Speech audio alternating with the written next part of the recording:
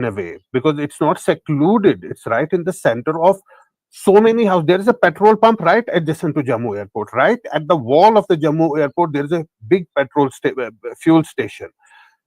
I don't know. It seems like it's a very big escalation targeting of Jammu airport. It's an extremely big escalation, and it would invite a huge reaction. Already, air defense systems are operational. I'm told they are engaging with those projectiles, trying to shoot them down. The things are very. It's sketchy details that will exactly. I'm so sorry. I wanted to jump in here because I think there's a blackout that's just been enforced here as well. I'm just going to go full frame and show you what's happening here. I was sitting outside a dhaba. These are battery operated lights that we have here, and everything around us has gone dark. It's unclear what has happened, but it's because we're on the outskirts of Amritsar.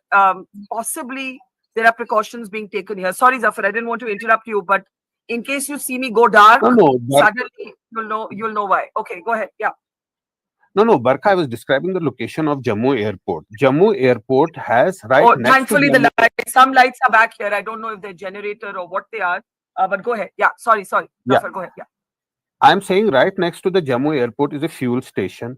It is surrounded by residential areas, residential houses around it. It's in the right in the center of a residential colony. It's a very small airport, essentially a defense airport.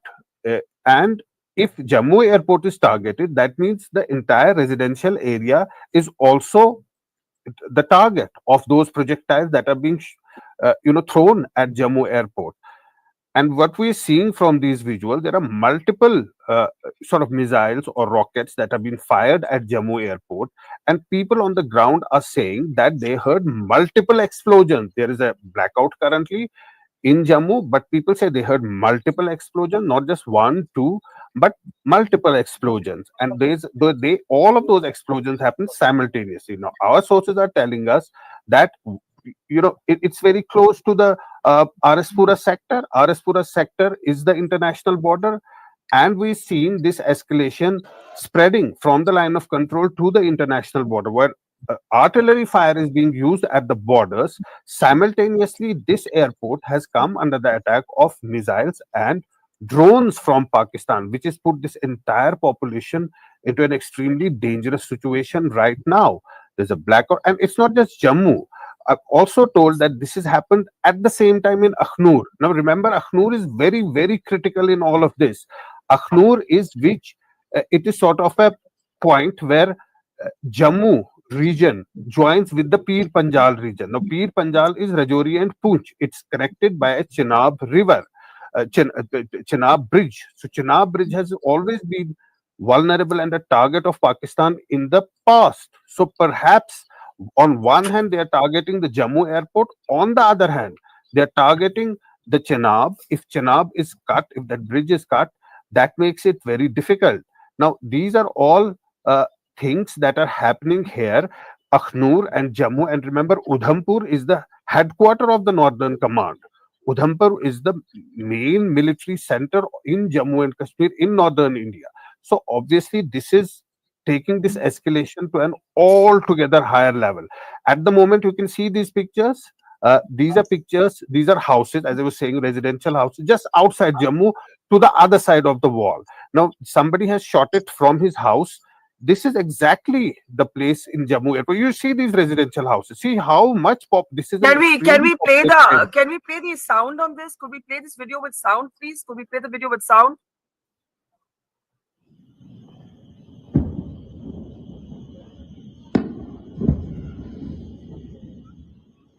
Give us a version with sound. We can't hear it.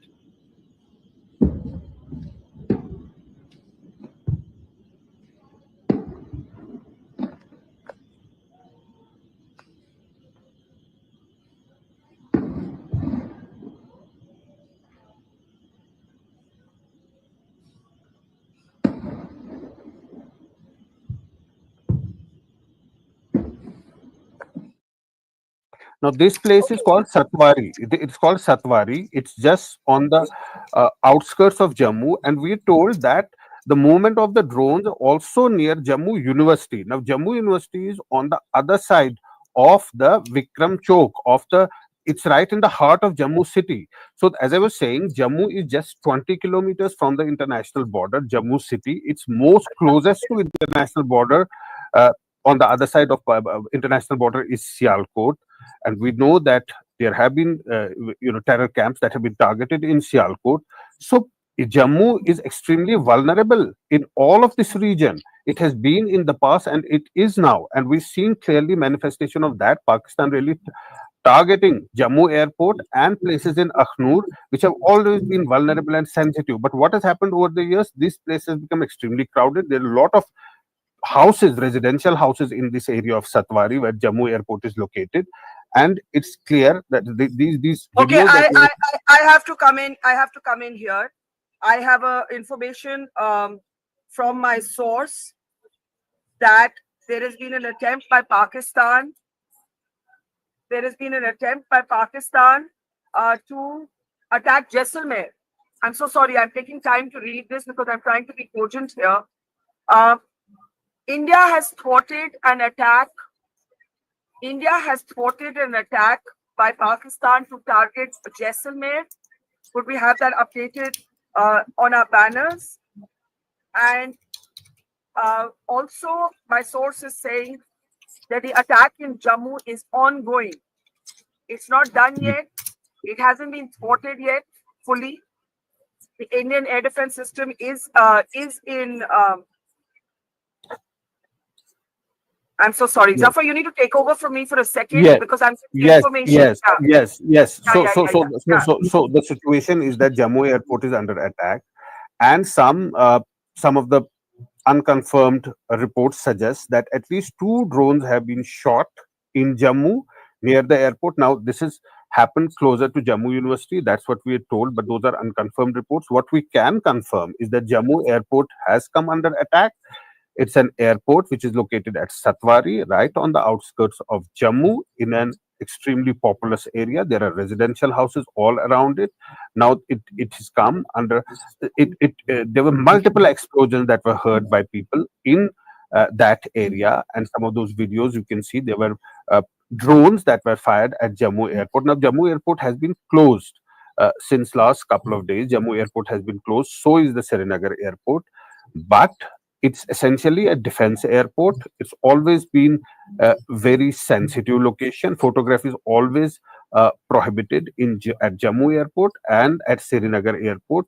But while Srinagar airport is right in Srinagar, very far from the borders, Jammu airport, on the other hand, is very close to the international border, just 20 to 25 kilometers from the international border in Araspura sector.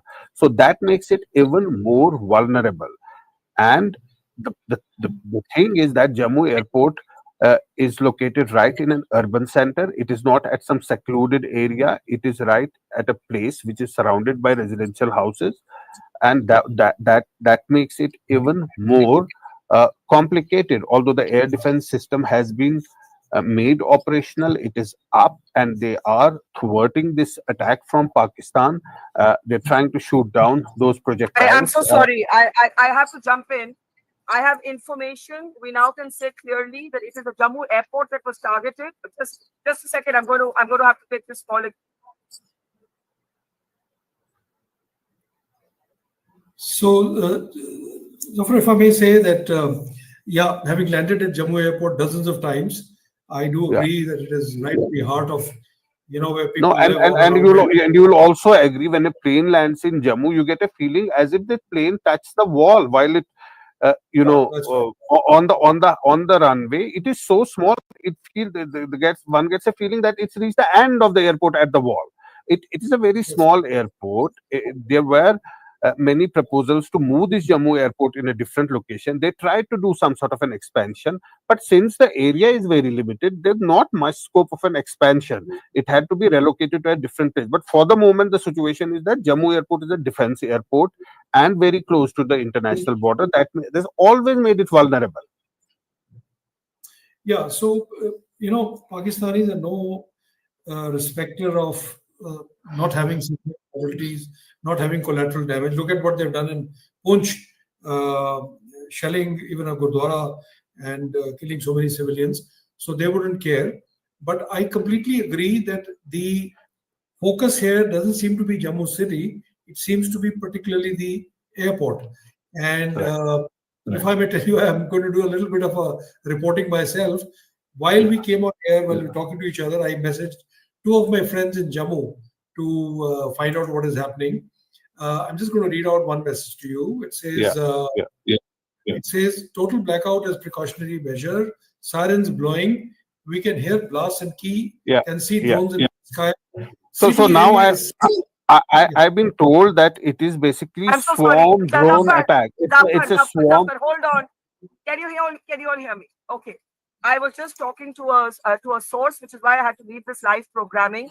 I can now confirm to you that there have been multiple attempts at drone attacks by Pakistan on different places in Jammu and Kashmir. India has spotted a drone attack in Udhampur near the Northern Army headquarters. The Northern Army Command is based in Udhampur. That attempt has been spotted. India has spotted a drone attack on the Srinagar airport. India has spotted a drone attack uh, on Pathankot Air Base. India has spotted a drone attack on Jammu airport. A projectile from Pakistan has fallen near the Jammu University. Exactly. The Two northern, yeah, projectiles. Two projectiles. Yeah. yeah. So here's the big picture. It's 22 minutes past 9 o'clock, and Pakistan has made an attempt with drones. That's the information available so far to target different places, not just in Jammu and Kashmir, also on the western border in Rajasthan. An attempt has been thwarted successfully by the Indian air defense system in Jaisalmer. In Jammu, where the military command, what is called the Northern Army Command, is headquartered out of Udhampur, a drone flew over the Northern Army Command headquarters in Udhampur. It has been thwarted. Could we please rotate the banners as I speak? I'm going to request Shirali at the back to please rotate these because we need to keep them going. India has spotted a drone attack on the Jammu airport. India has spotted a drone attack on the Pathankot airbase. India has spotted a drone attack. Um, yes, Jammu airport, Pathankot airbase, the Northern Army Command, um, Jaisalmer, Srinagar airport. Yes, Right? but I may want to add one. I may want to add one I point. Just as of now, because I want people to be calm, all of these attempts have been foiled. Please, it's very important to say this. There is ongoing tension, but these attempts, drone attacks, have been thwarted. Zafar, please add to this now. yes. Specifically, I'm told that this is a swarm drone that was used. The swarm drones are coordinated systems of multiple unmanned aerial vehicles which work together. A set of swarm drones that was used, to target Jammu airport. They're typically used for surveillance, but they are also used for attack operations. They carry payload. So probably the purpose was surveillance, as it was the target was the Northern Army Command and Jammu airport. It was surveillance. It was to check Indian air defense, and also they are loaded. They have a payload. That means they are attack drones, and surveillance. So this is two in one. A swarm drone, swarm drone that has been used. Barkha, if you can mute if you can mute from your end, there is a lot of noise. No, it's not me. It's people screaming in panic on the video clip Right, that right. we're playing. So I was just trying to explain that I'm told that two projectiles have been shot down near Jammu University. I want to give the location of Jammu University. While uh, Jammu Airport is at Satwari, which is to the left of of Tavi Bridge, to the left of Tavi Bridge, and on the other side of Tavi Bridge, in the same direction, is Jammu University. Now, Jammu University is also again in an extremely residential area. So these projectiles have not just flown over Jammu airport. They've gone all the way towards Jammu University, where they have been shot. So the situation is that it's a swarm drone attack, which was with coordinated systems of multiple unmanned aerial vehicles. It's meant it had it there was a double sort of a dual purpose that they are used. One for surveillance, second for attack. It's loaded, it's payloaded. There's a payload on it, but Indian air defense came into action very quickly, and there have been surface to air missiles that have been shot at it. The systems of air defense that are in place to bring these projectiles Zafar, down. can I just come in, Zafar? Yes. Yeah. Barka, these swan drones and all these systems are not actually meant for airfield attack as such. Okay, so I don't think we should be too much worried about these things, because these are all for area targeting, and not meant for airfield attacks. If they are using it, that's okay. But I don't think our air defense system will use missiles and all against these things, because they can be easily shot down by other systems. So I will not get into nitty gritties of weapons and targets and all that I would like to say before I leave Varka is that these are the kind of stuff that you will see in next couple of days, and I'm sure Major General Bali, whom I'm seeing after a very long time, not really a good place to meet, but I think he will take over from here. But these are the things which we are going to see, and these are the things which we are going to keep ourselves safe from. Okay, so that is what I was talking about. These things will start flying. These are not meant for airfield attack. If they are using it, they are wasting their ammunition. But sir, probably they could also be using it for self to check the Indian defense system as a. I don't know. Yeah. They could have many different. You're right. You're right. They will activate the Indian air defense system the way we activated their system. So this is a cat and mouse that will go on. But what they were, if they were attacking with these systems on the airfield, then they're wasting their time, and it is good for us. And we know how to sit quiet. We know how to sit quiet, when to sit quiet, and we will take care of it. There is no need to panic. This is what, like I was telling earlier before you all joined, that this is real. This is unavoidable. We have to guard against panic, and we have to take care of ourselves as civilians sitting outside, and allow the military elements to do their job. That is what I would say, Barka. And thank you very much for having me over. Thank you. I will leave now. Thank you Okay, very much. Marshal. Thank you. Yeah. Thanks so much. Safe. Sir. Stay safe. Thank you, sir. Bye-bye. Thank you. Thank you, sir. General Neeraj Bali is with us. General Bali, I know. Thanks, Sir Marshal. Good evening, sir, and take care. And thank you for your time. Okay, guys, I'm going to try and do this a little bit cogently now. I was shouting to speak over a generator playing behind me. I have no idea whether this is an electricity cut here on the outskirts of Amritsar, or whether there is electricity that's just been cut as a precautionary measure. So we're on battery operated lights. I would like to share information that I have, and I know, General Bali, you've been working the phone lines to people on the ground in Jammu. Like, look, we're not in the clear yet. It's a sensitive moment. It's a tense moment.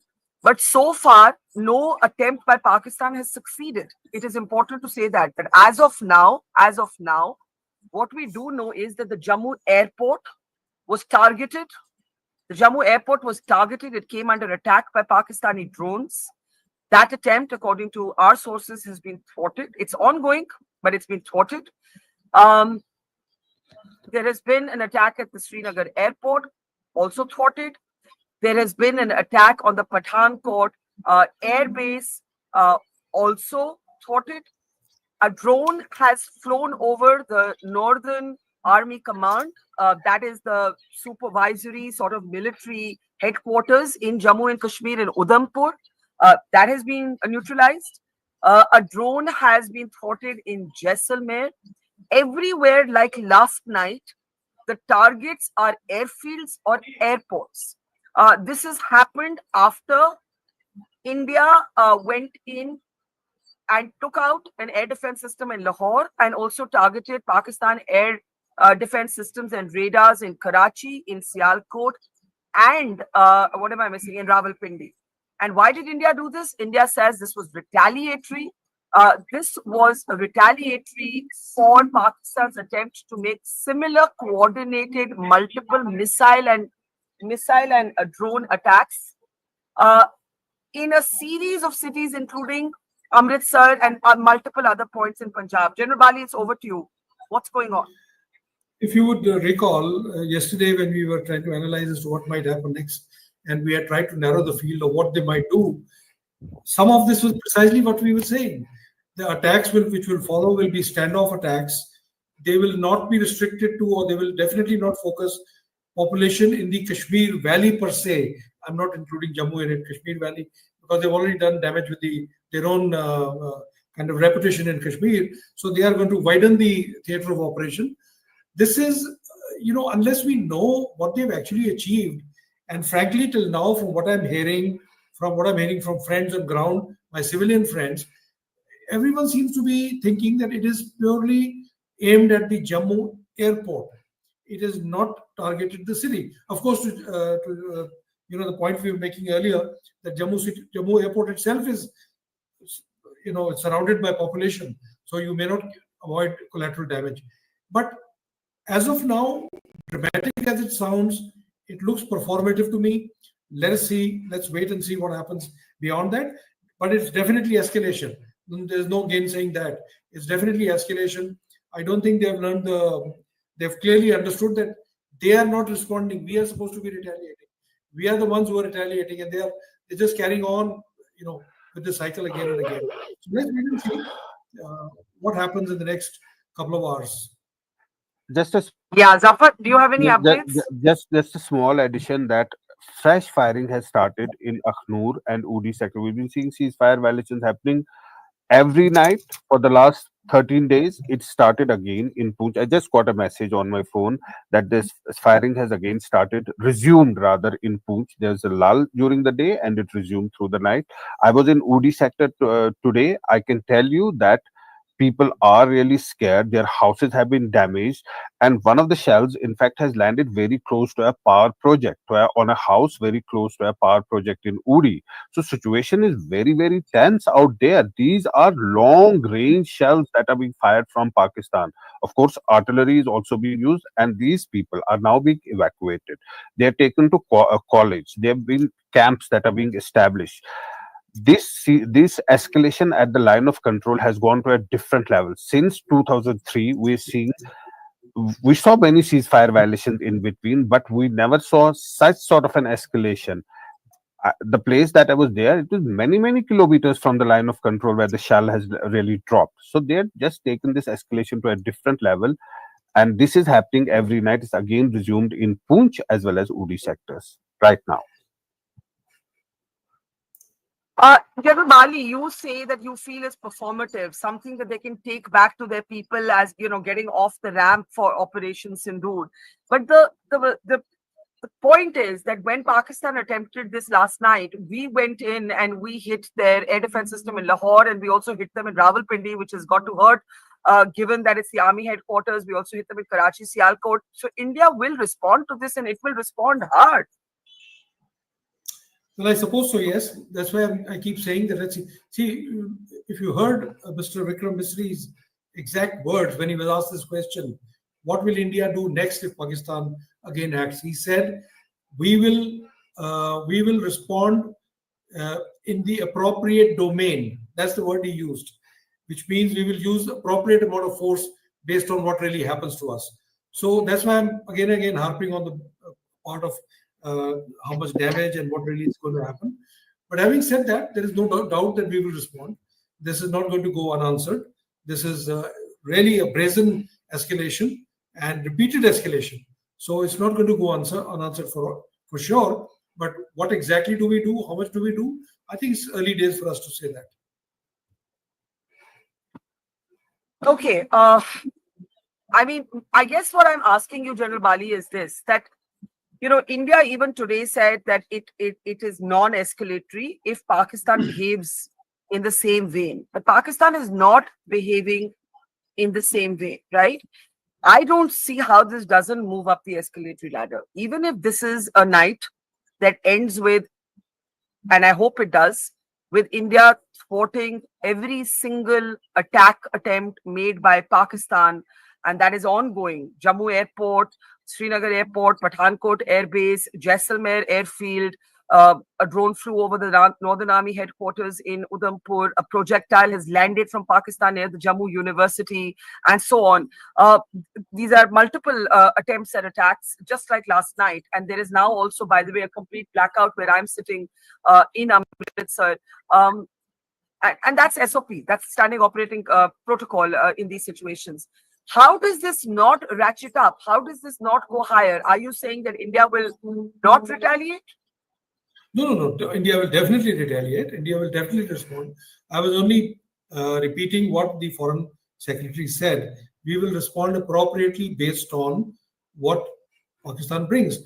This is definitely escalation from Pakistani side. I'm not at all saying that we will not retaliate or we shouldn't retaliate. Of course not. But my limited point was, while this is very dramatic, let us see in effect what really happens on ground. And based on that, I'm sure we are going to decide what our response is. We have been very measured. We have been very calibrated in our response, in our words and everything. And I think that's how we will do. But for sure, this will not go unanswered. That's not my point.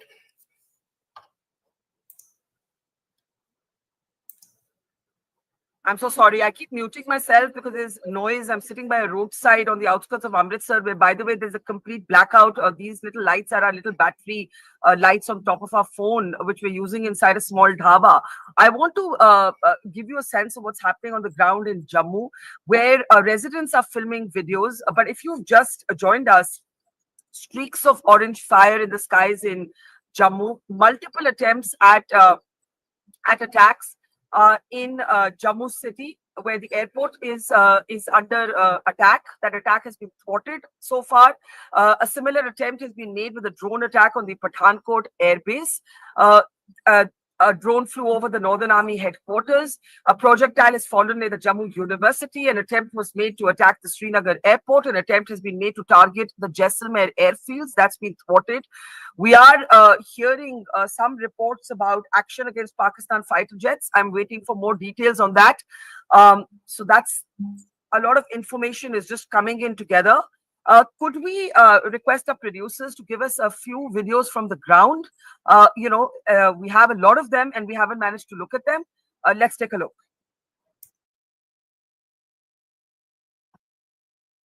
भाई ये जो red red आप देख रहे हो ना, ये हमारे डिफेंस के है। तो आप देख रहे हो कितने सारे जा रहे हैं।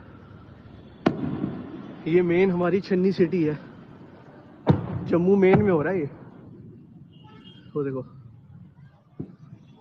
फुल स्केल वॉर है भाई, ये full scale war.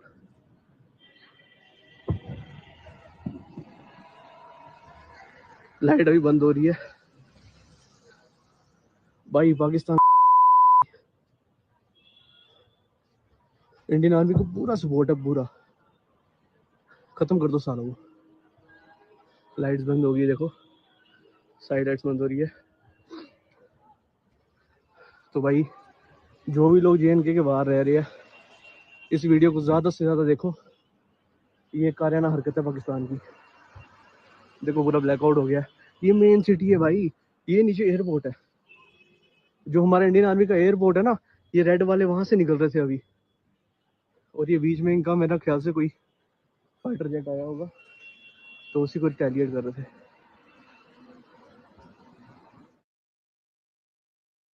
So, that's generated by a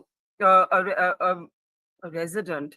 By the way, sorry, there's so much news coming in. The IPL match in Dharamshala has been stopped, and as part of the protocol of blackouts, floodlights have been turned off, and I would imagine so. It seems surreal to me that the match was on at all. But to go back to what's happening in Jammu, the airport, the city, areas around Jammu, regions across Jammu district, Harispura, Aknoor, Kishtwar even, are now under complete blackout. This after the airport of Jammu has come under attack. Pakistani rockets is how it's being described, but my sources say that these are drone attacks, probably loading munitions. This is what we know. The Indian air defense system has thus far thwarted it, but the attacks are not over. They took place in multiple locations in Jammu and Kashmir, also Pathankot Air Base. India has thus far thwarted these attacks. Srinagar, Jammu, Pathankot Air Base, Jaisalmer, a drone also flew over the Northern Army headquarters in Udhampur. Zafar, do you have any updates for us? Zafar, go ahead. Yes, the details that we are getting is that Pakistan launched 8 missiles at Satwari, Samba. These are reports that were coming. RS Pura, Arnia, all were intercepted. But I want to go back to that user-generated video. He said that this is happening in Channi because I know the place Hang very on, well. hang on. So far, so far we have been saying drones. Is this ANI? I just want a confirmation if this is ANI. ANI is reporting that Pakistan launched 8 missiles. Right? I did not want to use the word missiles till it was reported officially. Now we now have this on ANI. 8 missiles at Satwari, Samba, Arispura, and Arnia sector, all intercepted by Indian Air Defense Unit. So this is a clear update we have. In everywhere airfields are targets. In Jammu, the airport has been the target, and we now know that this is not just drones, but it's also missiles. Go ahead, Zafar. Barkha in Jammu, the airport is also there's a technical airport also. These are two airports, like the civil airport and the technical. These are in the same. They're in the same place. Essentially, this is an entirely a defense airport. There's a technical area and the other area where the civil, normal flights land.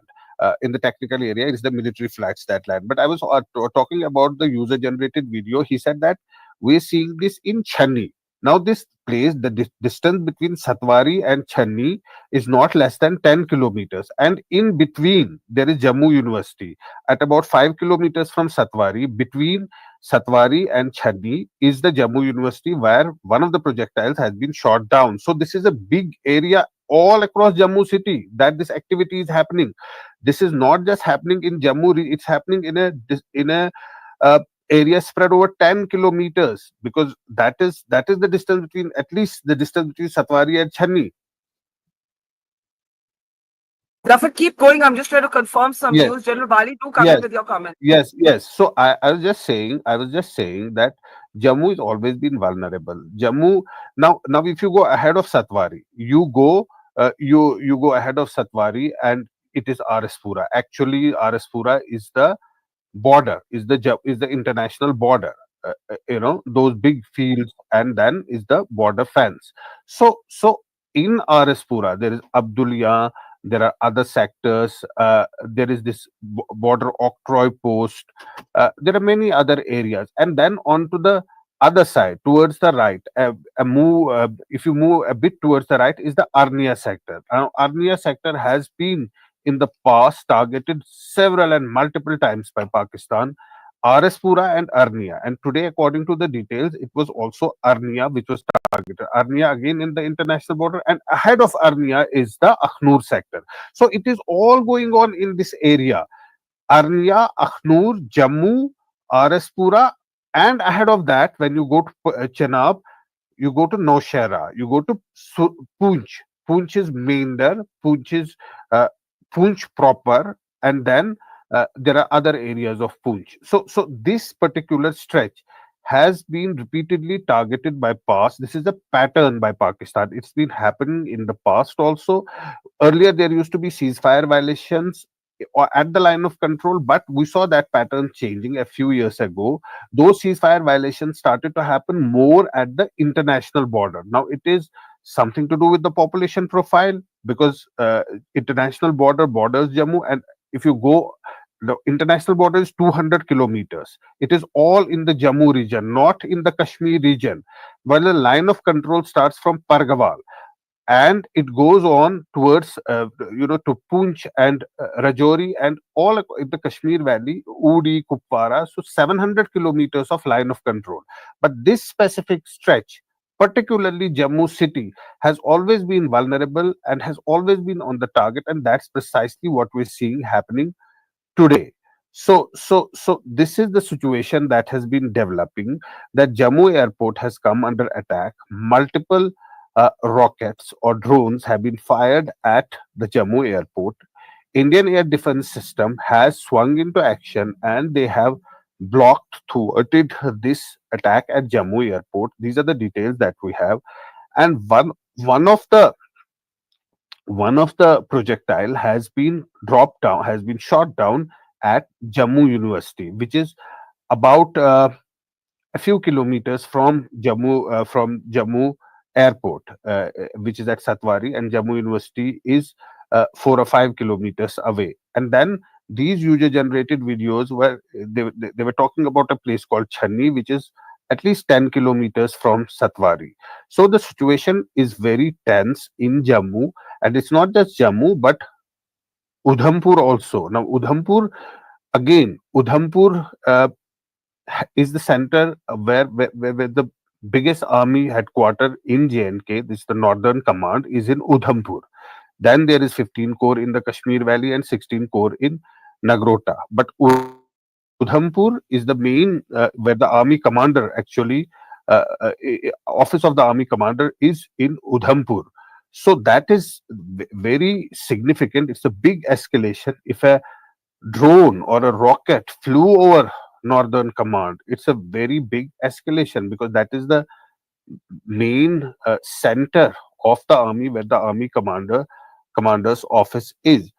General Bali, I don't know. Is it they targeting?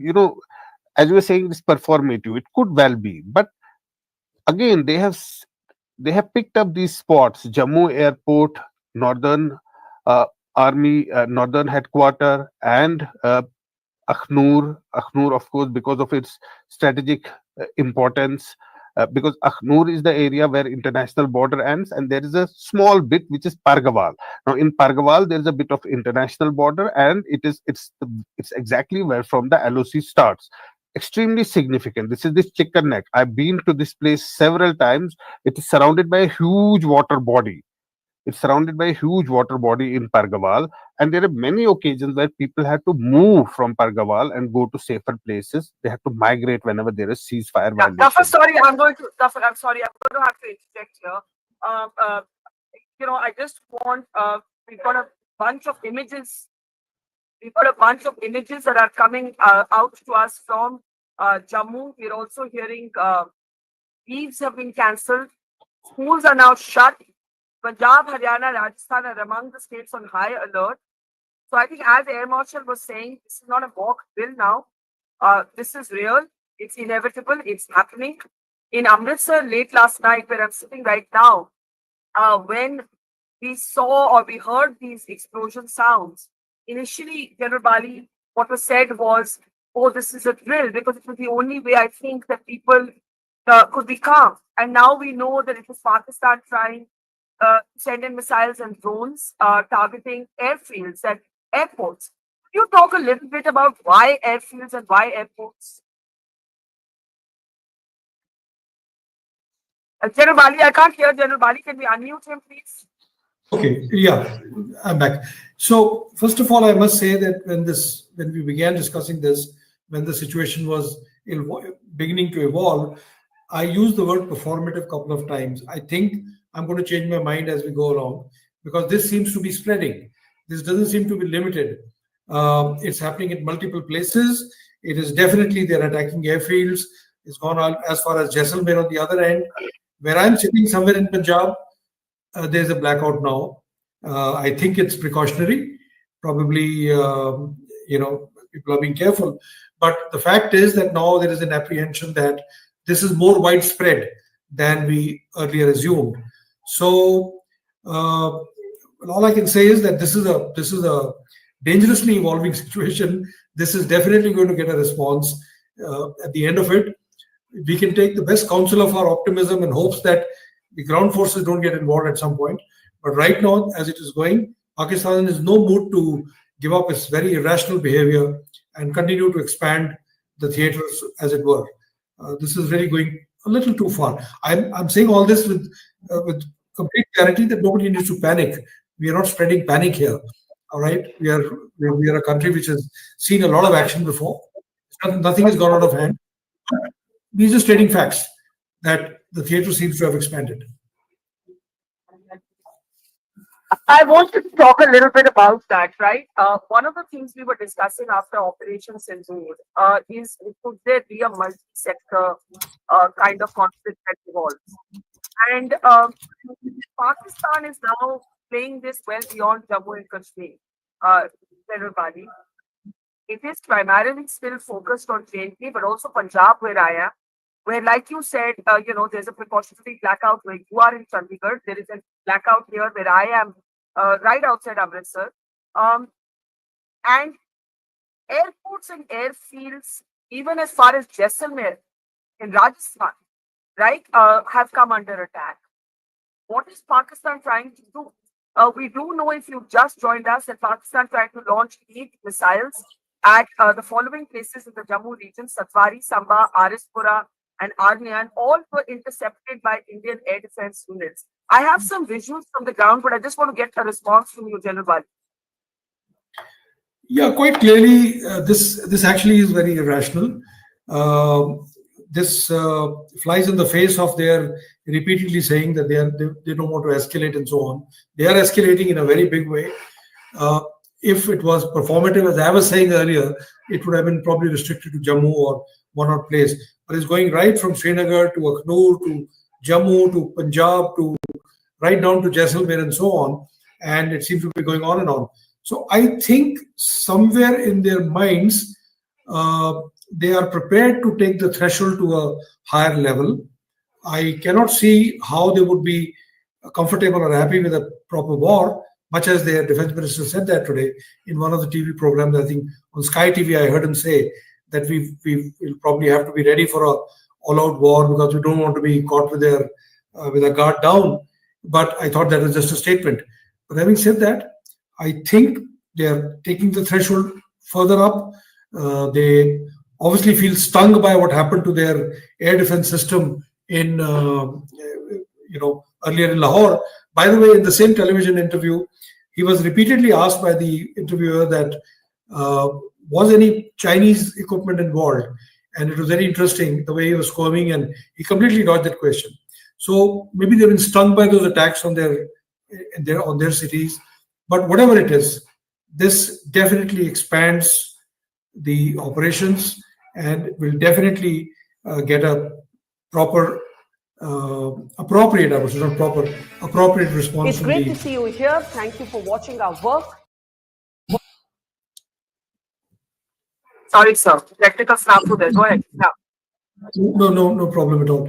So, like I said, I've been texting my friends in Jammu and Srinagar. I haven't got a reply from Srinagar, but people in Jammu repeatedly seem to be saying the same thing. There's a lot of things happening, but they're all happening around the airport area. Fortunately, the city itself seems to be safe. But then again, going and flying on top of the headquarters Northern Command is, to use a Punjabi word, it's a bit of a panga, which I don't think anybody would accept. This is really putting, entering the lion's den and saying, okay, we can even reach your command headquarters. So it will get a response, I'm sure, in due course.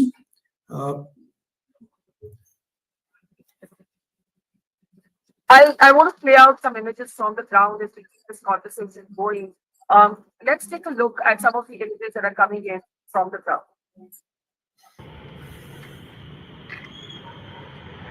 Well,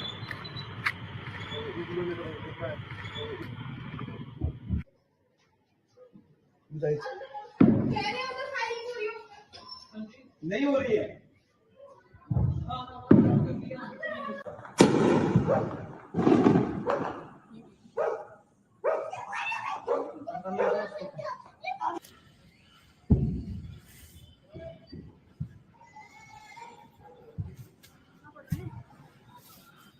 intercept कर रहे हो ऊपर ना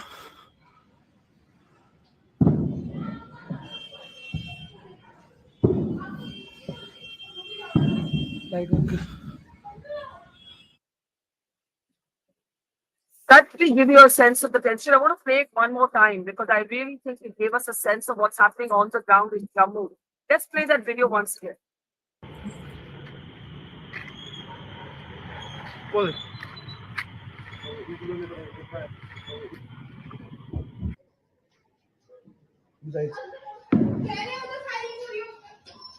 नहीं हो रही है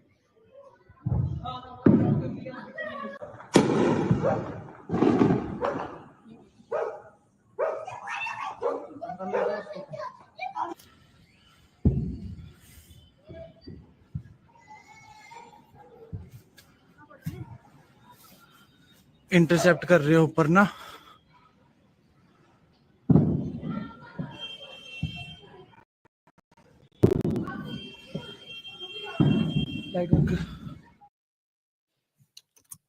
Bali, I don't think this feels very performative to the people who are looking at it, but I was talking about No. this being a post-war country that hasn't seen this, and for them, the sound of these explosions, the orange streaks in the sky, you can see those missile projectiles very clearly in the air in these videos. You want to talk a little bit about that?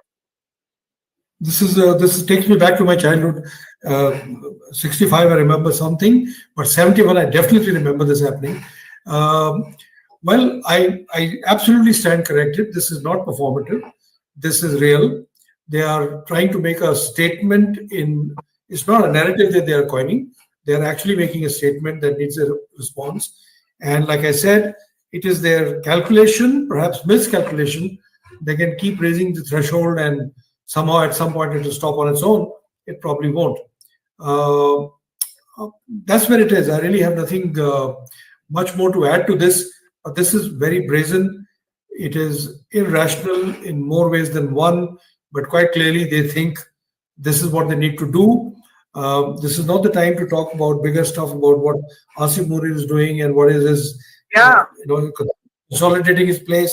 But it looks like very much a part of that he's not letting go. He's trying to coalesce the population and the opinion behind himself by appearing to be the great warrior against India. Maybe that's the scheme of things. If that's the narrow, cynical way of thinking strategically for Pakistan, then I'm afraid this is very real and this will continue for some time. I was so busy confirming news that I couldn't process Sayod of Muzaffar. Why airports? Why airports? Why airfields? If we could talk a little bit about that, because if anyone is just tuning in, the Jammu airport has come under attack by Pakistani drones. Pakistani missiles have been fired at multiple locations in the Jammu region. We are now seeing enforced blackouts, even where I'm sitting in Amritsar. Pakistan has made an attempt to target the Jaisalmer airfield. Pakistani drone is flown over the Northern Army headquarters in Udhampur. And also, we are, of course, that a projectile has landed near the Jammu University. In Jammu, the main target is the Jammu airport. Everybody, before you respond, we have a user-generated video where you can actually see a resident filming and describing everything that he's seeing. Take a look.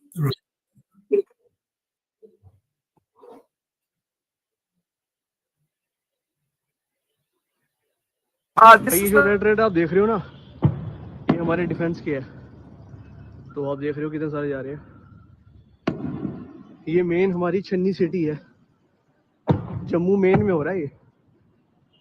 तो देखो full scale war है भाई, ये full scale war.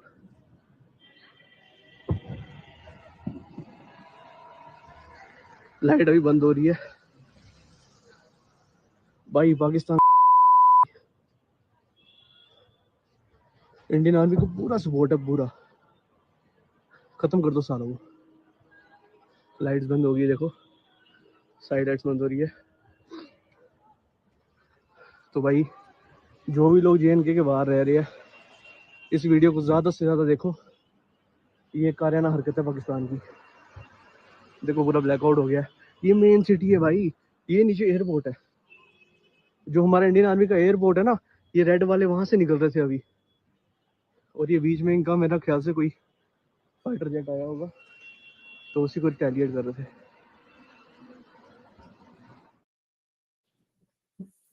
So, now I think we're beginning to get testimonies from the ground. We're getting a real sense of the high tension on the ground. And this is exactly the kind of night that Punjab had last night, especially Amritsar, Jalandhar, Batinda, and Kapurthala.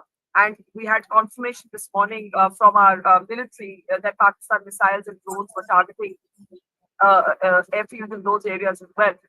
And then we hit back. And now we're in the middle of what we're seeing right now, sir. Why airports? Why airfields? What is Pakistan trying to do, sir? If you look at the sort of targets that are available to Pakistan, quite clearly there is nothing available in India which they can call or conflate with terrorist camps. There is no such entity here which we attack when we go in. Beyond that, they have the choice of either hitting some centers of population, which is not highly recommended from world opinion point of view. It all comes down to military infrastructure. The most visible military infrastructure and the damage to which can also give dividends in case there are follow-up operations is certainly an airfield. I think that would be part of the calculation, because just as they are attacking our airfields and they're expecting, if we are going to retaliate, possibly our airfields will come into play, as they would have come into play on the night of 7th and 8th when we took off and fired missiles into their territory. So I think airport makes very good sense, both from the point of view making a big splash, making a statement, as well as doing damage which can possibly delay or slow down any response by India. So I think that would be the calculation. I believe things are still on in Jammu, from what I hear. And yeah, I was trying to check that, and my source is saying that there's a brief lull right now. It's not like it's over and it's done. No, so what my wonderful friends are telling me is that the frequency of the all the lights that you're seeing going up in the sky seems to have come down. It hasn't stopped, but it looks like the intensity is somewhat lower. So maybe, well, I'm not going to speculate whether this is the end of it or not. So let's wait and see. So again, my question to you is, from the very beginning, since Operation Sindoor was launched and communicated to the country and the world, the one question that everybody had was, how do you calibrate the escalatory ladder? When this first started, this news of Jammu, the attacks last night in parts of Punjab, and right now in Jammu, in Pathankot, in Srinagar, in Jaisalmer, Jammu airport, initially you felt, okay, listen, maybe Pakistan Army needs something symbolic to take back to its people. But the scale, the coordination, the fact that there have been missiles and drones deployed again, and also what Zafar was saying earlier, that while they're doing this from the air, there's also artillery firing at the line of control, at the border. So they're attacking from the air and they're attacking from the ground. They're clearly leaving India no option but to hit even harder. I don't again want to speculate on anything operational, but just a general concept. Absolutely. So, yesterday when we were discussing this, the word cultivated irrationality came up several times. Pakistan always does something which to us, from our templates, appears irrational. This really looks irrational, because if you look at the type of messaging we have done, the type of messages we have telegraphed right through, it has been that we are going to be calibrated, we are going to be measured. We initially avoided military targets. We have taken every precaution to make sure that we don't enlarge the theater. As a matter of fact, when the foreign minister of Iran was visiting yesterday, Mr. Jaishankar assured him that we had no desire to escalate this any further if Pakistan stopped. And even today's press conference was very calibrated, very measured in showing our intent that we were not really keen to keep increasing the level of hostility. But for some reason, and I cannot fathom what, except that the Pakistani army is somehow trying to validate its very existence to its people. Beyond that, strategically, what are they going to achieve with their parlous sense of parlous economy, with their standing in the world order, with everyone knowing what they have been up to? What are they going to achieve by just keep escalating is really defies logic. So, but having said that, we have to play with the cards we are dealt. And the cards we are dealt is that we have an irrational enemy who's decided that he can keep increasing the threshold and somehow it will still remain within manageable bounds. Well, we hope so, but I think the bets are off. Today has been a very major escalation by them, and I am quite certain the powers that be will take appropriate action to answer this. But this is actually, if you look at strategy and what is the end result, this defies me. This absolutely defies me. So maybe I'm just trying to think that maybe the effort here is to make it look so grave that the world steps in and urges de-escalation. Because as we are talking, we have this comment from the US State Department spokesperson. Secretary Marco Rubio has spoken with External Affairs Minister Jay Shankar and immediate de-escalation. Let me read out the full statement. The Secretary emphasized the need for immediate de-escalation. Is that Pakistan's old? Isn't it? Hasn't it always been that way? Have also been accepted as Jalandhar, but hasn't that always been Pakistan's great nuclear blackmail? That you threaten to ratchet up tensions to a degree where when India tries to curtail terrorism, you create a situation where you go whining to the world and the world then steps in. So I want you to talk about, when you say it defies me, what are they trying to do? Maybe that's what they're trying to do. Maybe what they're trying to do is to get India to back off, get the world to get India to back off. This has always been the back of their thinking. It was at the back of the thinking in Kargil. The whole strategy was based on the fact that they could just come and occupy what we have, and because they're a nuclear powered country and so are we, the world will step in, and at some point they would have just moved the line of control forward without firing a shot. Obviously, their calculations were very, very poorly thought through. Yes, this could be part of it, but this is quite a price to pay just to attract world attention. I mean, there is a point beyond which a child who's crying for attention, loses all legitimacy.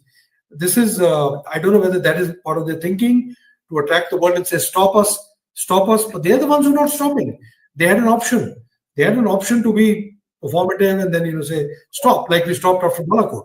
We didn't escalate after they came in a day after Baluchistan. But this is not the way they are thinking. I think there is more to it. I think there's not just the world attention. For some reason, possibly it has there is a longer shadow being cast on their domestic politics. And I think they are trying to prove a point inwards that, look, we are your last saviors and somehow we are the ones who are giving an answer to India. But whatever it is, to me, as a retired man with no connection with any policy, I just would still say it looks like a horrid miscalculation. Yeah, but it's as you mentioned, General Gali, the frequency of the firing has reduced. But this is the update we have. Kushal Mehra is back with us. It's 8 minutes past 10, and for the last hour and a half and counting, Pakistan has launched missile and drone attacks at multiple points in Jammu and Kashmir, Punjab, and even in Jaisalmer in Rajasthan.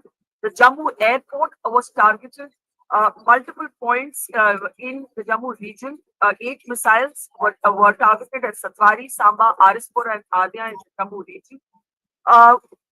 A projectile from these firings fell near the Jammu University. A drone flew over the Northern Army headquarters in Udhampur. The Pathankot base, Air Force base, was attempted to be targeted, was thwarted. All of these attempts have been foiled so far. There is some information coming of action against a fighter jet. We are not going ahead with that right now. We're awaiting some more details.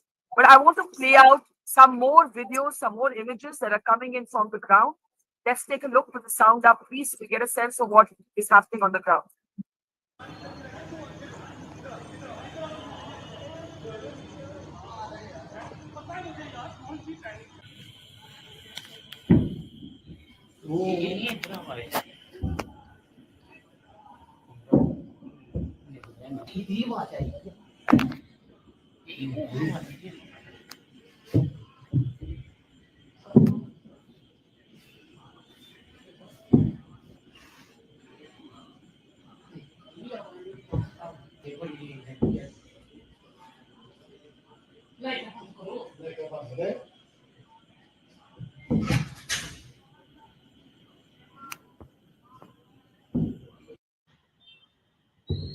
भाई ये वही वाले हैं।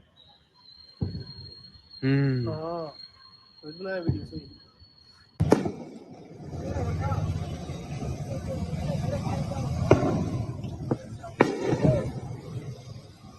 सब फंसे हुए हैं दुर्गा भवन में, और ये बाहर का व्यू है।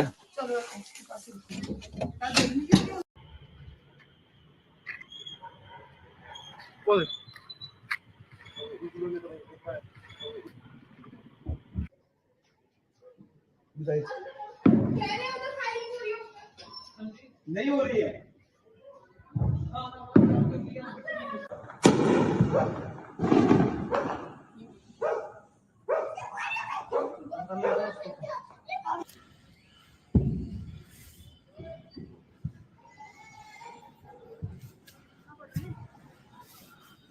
इंटरसेप्ट कर रहे हो ऊपर ना।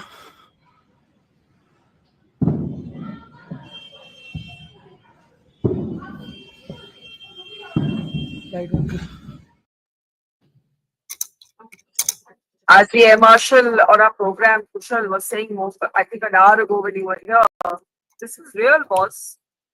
It is real, not a video game. This is real. The airport in Jammu, the Pathankot Airbase, Srinagar Airbase, Jaisalmer Airfield, Northern Army Command, a project stand near Jammu University, Pathankot Airbase, all spotted so far, but the night is long. Kushal Mehra. Yeah, it's long, and the first sentiment, as always, my I can't say prayers. I'm an atheist. Kya karu? Aadat se majboor hu. But my good wishes with the army, with the citizens in all these areas, and we have to be very careful in our communication, Bakha. We, time and again, the Pakistanis are going to try to play it as if, they're not doing anything. They're not the one escalating. They're not the one. And this is the time we have to be very careful about our communication strategy too. I think we've been good, whether it's the government and whether it's even the opposition. Now, I don't know how you feel about it, but I think right now the government should only send the opposition to speak to the international media on behalf of India. This is my sentiment, and I had just said it on another show that Manish Tiwari, Shashi Tharoor, and Asaduddin Owaisi should be the only three names that should go out and speak on behalf of India right now, so that the world knows that this is India. We may bicker during other times. You hit us, we all come together. And I sincerely hope the government considers this. And I hope all of you, who have a much bigger voice than mine, start telling the government that consider this. Because when you send a message like this, when a Manish Tiwari and a Shashi Tharoor start speaking on behalf of India, then they don't know who the government is and who the opposition is. I sincerely hope the government takes this suggestion. It's just my suggestion. I have tried to send it to multiple people. I hope they take it. No, I actually love that because it's actually been quite a powerful moment to see how this country has come together as one. Irrespective of what your differences may be otherwise, and that's a powerful idea. But at this moment, a big shout out to the air defense system of India that is having to respond. You're seeing some latest images, and could we play these up sound? Is it possible? Is it possible to play these images on our screen? But it gives you a real sense, I think, of the tension on the ground. All right, it's could we get them? Could we get another version with audio, please?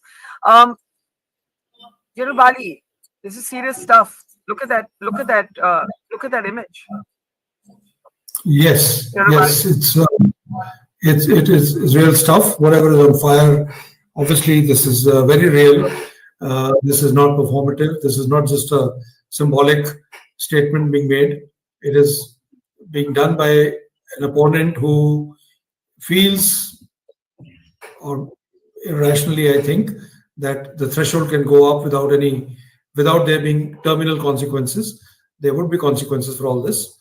And but what is happening now is befuddles my mind for the simple reason that I do not know what the end game can be. It cannot be Pakistan's desire at any level to engage us in a conventional war, given the state of their economy. So I don't know what the thought is. Yeah. I'm getting news that Ajit Doval is meeting with the Prime Minister. The IPL, like anyone gives a shit. Sorry, I'm sure maybe you guys do. Is probably set to be called off. The match at Dharamshala today was stopped. Kushal? Yeah, IPL should be moved to Dubai to send a message that we can conduct. No, why not? Barka, we have conducted the IPL in Dubai in the past. हम IPL कर चुके हैं. जब COVID हुआ था and we could not manage the bubble, we actually did it in Dubai. Even South Africa. So, you know, Barka, what that will send a message to the Pakistanis. तुम्हारी PSL तो हमने बंद करा दी, देख हमारी IPL तो हम 5 दिन में दूसरे देश में ले गए. I think we should seriously consider that shifting. Obviously, because international players and their safety should be a priority for India, because we are a mature nation and we don't have a mullah running the country, Asim Munir. But you know, I just want to add my bit over here. As far as Asim Munir is concerned, what options does he have other than, you know, if he goes off, he loses his image in the country, right? In Pakistan. उसके पास option क्या है बरका? आप think like Asim Munir ना. If you think like I know it's very hard to think like a radicalized nut job, but even if we try to think like a radicalized nut job, because you know we forget he's the first Hafiz-e-Quran, Army General of Pakistan. He is the first proper radicalized Pakistani general. So we have no option. What face saver does he have? आप मेरे को ये बताओ ना. Somebody explain this to me. What face saver does he have? He does not have an off ramp here. So not to sort of contradict what you're saying. I understand what you're saying. There was a similar Mullah General on top when Baluchistan happened and things stopped. What I thought, and I've been proved wrong already, is this: when we went in on the night of 7th and 8th, in the morning at 7 o'clock, the DG ISPR was already saying that we brought down 5 Indian aircraft, and as far as we are concerned, our response has already been muscular enough. Their Prime Minister actually made a statement in the Parliament, which translated into English also meant that we have done what we had to do. We have played our hand. We have shown them, it's not easy to attack us. We brought down 5 aircraft, no less. I had a feeling at that point of time, and like I said, I have been proven wrong. I thought maybe they were playing to their own gallery and showing that we've been muscular enough. What the hell? We have shot down their aircraft and we have shown them their place. That's how it happened in Baluchistan. We went to Baluchistan. They came next day, dropped a few bombs in a field near some brigade headquarters. No damage done. And they said, look, we have shown. And everybody said, cool. As far as the Pakistani media was concerned, Pakistan had won. And as far as we are concerned, we had done a bit. And things stopped. So I was thinking, if there is any modicum of good sense, which is expecting far, far too much from that country or anybody in that country, perhaps given the state of their economy, given the state of where it might go in the end, they would stop at some level by showing a strong hand, and playing it to the gallery. But obviously that is not the case. Obviously Asif Munir does think that he needs to keep, upping the ante. But I still can't see the end result of all this. It's not a movie that will play out well for them. So I don't know. So here's my question to both of you. Kushal just said, what's the off-ramp, right? What is the off-ramp? And that's a question that's been asked by almost everybody since the Pahalgam terror attack. And we talk so much about escalatory dominance, the escalatory ladder. This is almost like Pakistan pushing up from the escalatory ladder. We are getting reactions from the US State Department, from the UN Secretary General. Let me just play that out, because I have a question. I am wondering, cynically, is Pakistan doing this so that the world will call up India and say, bhai, mat karo, ab aur mat karo? And how will India respond if that happens? Take a look. The deputy spokesperson for the UN Secretary General has spoken. Take a look. I am not 100% sure if you already said something about Pakistan and India, but if not, obviously the tensions are spiraling a bit more out of control today, and I want to ask you if you have a comment or a warning. our comment is the same as what we've been saying and what the Secretary General made clear to you at the start of this week, that the world cannot afford another conflict between India and Pakistan. And he has offered his good offices, but certainly we encourage all efforts to de-escalate the situation and encourage both India and Pakistan to exercise maximum restraint. Is this the game plan, Kushal? Is this the game? Is this what they're playing at? Is this the off ramp? कि खुद तो हम off ramp जा नहीं सकते, तो दुनिया से करवाएं. तो यार दुनिया से करवाना है अगर बरखा, सॉरी मैं हिंदी में इसका उत्तर दूंगा, दुनिया से करवाना है तो ये जो हमारे 7 शहरों में इस समय ये लोग अटैक कर रहे हैं, तो क्या करने की जरूरत है? क्या मतलब अभी we just heard that they don't stand a chance against us in an combat situation. तो मतलब इतनी ईगो, थूक नहीं चाटनी, अरे थूक तो चाटनी पड़ेगी ना भाई आसिम मुनीर को, थूक चाटे बगैर कैसे बाहर निकलेगा? वो चाहता है कि वो थूक भी ना चाटे और ऑफ रैम्प भी मिल जाए, ऐसे थोड़ी ना होता है, ये नहीं होगा ना यार, थूक तो चाटनी पड़ेगी. आई तो हियर क्या पता नहीं अभी मैं और क्या क्या सुन रहा हूँ, न्यूज में आ गया अभी. I don't want say these things क्योंकि अभी I mean मैं कोई कंफर्म किए बगैर कुछ नहीं बोल रहा हूँ. I mean you know what I'm talking about. Same, and I'm holding back a lot of things for the same reasons. I'd rather be late. Not that I'm sad about the news, I know, but I'm just saying. Same. But we've got to wait. General Bali, I know you're experiencing a blackout yourself, and the batteries of your devices are declining, and electricity. General Bali, अपना ध्यान रखिएगा. Yes, absolutely. So, I fully agree with what was just said about, why do all this if finally you're going to do, why not open the door a little bit for yourself? This is like shutting the door by attacking 6-7 places and doing so much. By the way, things have quietened in Jammu, hopefully for the night, but I can tell you right now because I just got a text from a friend. So hopefully things are quietening down, but it's going to be a long night for sure. And if you want a piece of very different, you discuss IPL, if you want a piece of very different news and a different kind of smoke, white smoke has been seen on Vatican, so you should know that. Yeah. So that's a different smoke there. Generally, I'm going to go because I know you're on very limited electricity. There's a blackout where you are. There's a blackout where I am as well. So I don't want to keep you. Kushal, please stay with us a few more moments at least. Thanks, General Bali. You've been very patient and you've explained a lot of things to us. I want to play out. We have sound up on those dramatic and chilling visuals we saw in Araspura in the Jammu region, where Pakistan's drones and missiles have been intercepted and neutralized by Indian air defense systems. Let's take a look. मुंह में बम गिर गया guys, Araspura में check करो. मुंह में बम गिर गया गाइस, आरसपुरा में चेक करो. मुंह में बम गिर गया गाइस, आरसपुरा में चेक करो. I mean, a lot of the information we're going to get is by citizen-generated content, because they're the ones who are at the receiving end. I mean, none of us, we try and be as much on the ground as possible, but we can't be everywhere all at once. And this is coming from all, it's coming, Kushal, from all directions. I want to play out just a couple of more videos. Let's play out something of what's happening on the ground. Let's take a look.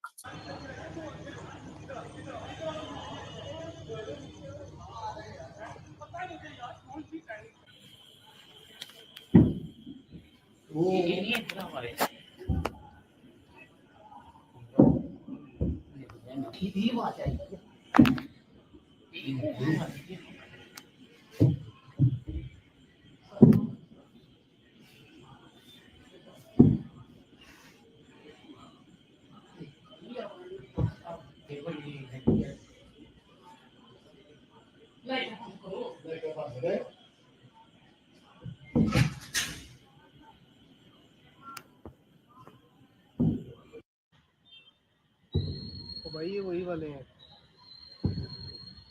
हाँ, इतना है video से.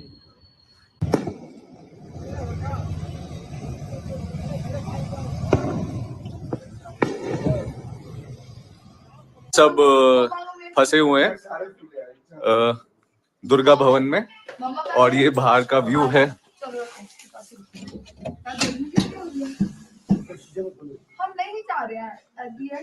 पूरा black.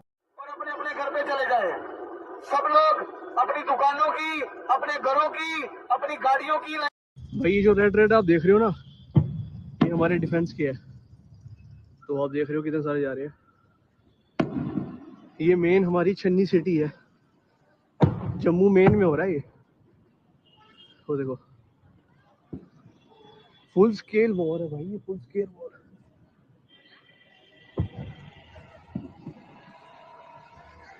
Light अभी बंद हो रही है भाई। पाकिस्तान इंडियन आर्मी को पूरा सपोर्ट है, पूरा। खत्म कर दो सालों को। लाइट्स बंद हो गई, देखो साइड लाइट्स बंद हो रही है। तो भाई जो भी लोग JNK के बाहर रह रहे हैं, इस वीडियो को ज़्यादा से ज़्यादा देखो। ये कारियाना हरकत है पाकिस्तान की। देखो पूरा ब्लैकआउट हो गया। ये मेन सिटी है भाई, ये नीचे एयरपोर्ट है। जो हमारा इंडियन आर्मी का एयरपोर्ट है ना, ये रेड वाले वहां से निकल रहे थे अभी। और ये बीच में इनका मेरा ख्याल से कोई फाइटर जेट आया होगा, तो उसी को रिटेलिएट कर रहे थे। आप देख रहे हैं शेलिंग की आवाज आ रही है, फायरिंग की आवाज आ रही है। बाकी हवाओं में कुछ जैसे धुएं की लाइन भी हमें दिखी है जी। इस समय क्या आप डर का माहौल बना हुआ है? डर का माहौल आप सड़कों पे देखिए तो गाड़ी चलना बंद हो चुकी है, सुनसान हो चुकी है सड़कें, पूरा ब्लैकआउट हो चुका है, लाइटें गुम हैं। अभी भी आवाजें आ रही हैं? आवाजें तो अभी मतलब गोलियों की फायरिंग की आवाज आ रही है, बाकी ब्लास्ट की भी आवाज आ रही है जी। तो आप अपनी सुरक्षा का मद्देनजर ध्यान रख रहे हैं? जी बिल्कुल ख्याल रख रहे हैं। हम घरों से बाहर हैं, तो बाकी हमें अपनी सेनाओं पर पूर्ण विश्वास है, वो हमें कभी। आप देख रहे हैं शेलिंग की आवाज आ रही है, फायरिंग की आवाज आ रही है। बाकी हवाओं में कुछ जैसे धुएं की लाइन भी हमें दिखी है जी। इस समय क्या आप डर का माहौल बना हुआ है? डर का माहौल आप सड़कों पे देखिए तो गाड़ी चलना बंद हो चुकी है, सुनसान हो चुकी है सड़कें, पूरा ब्लैकआउट हो चुका है, लाइटें गुम हैं। अभी भी आवाजें आ रही हैं? आवाजें तो अभी मतलब गोलियों की फायरिंग की आवाज आ रही है, बाकी ब्लास्ट की भी आवाज आ रही है जी। तो आप अपनी सुरक्षा का मद्देनजर ध्यान रख रहे हैं? जी बिल्कुल ख्याल रख रहे हैं। हम घरों से बाहर हैं, तो बाकी हमें अपनी सेनाओं पर पूर्ण विश्वास है।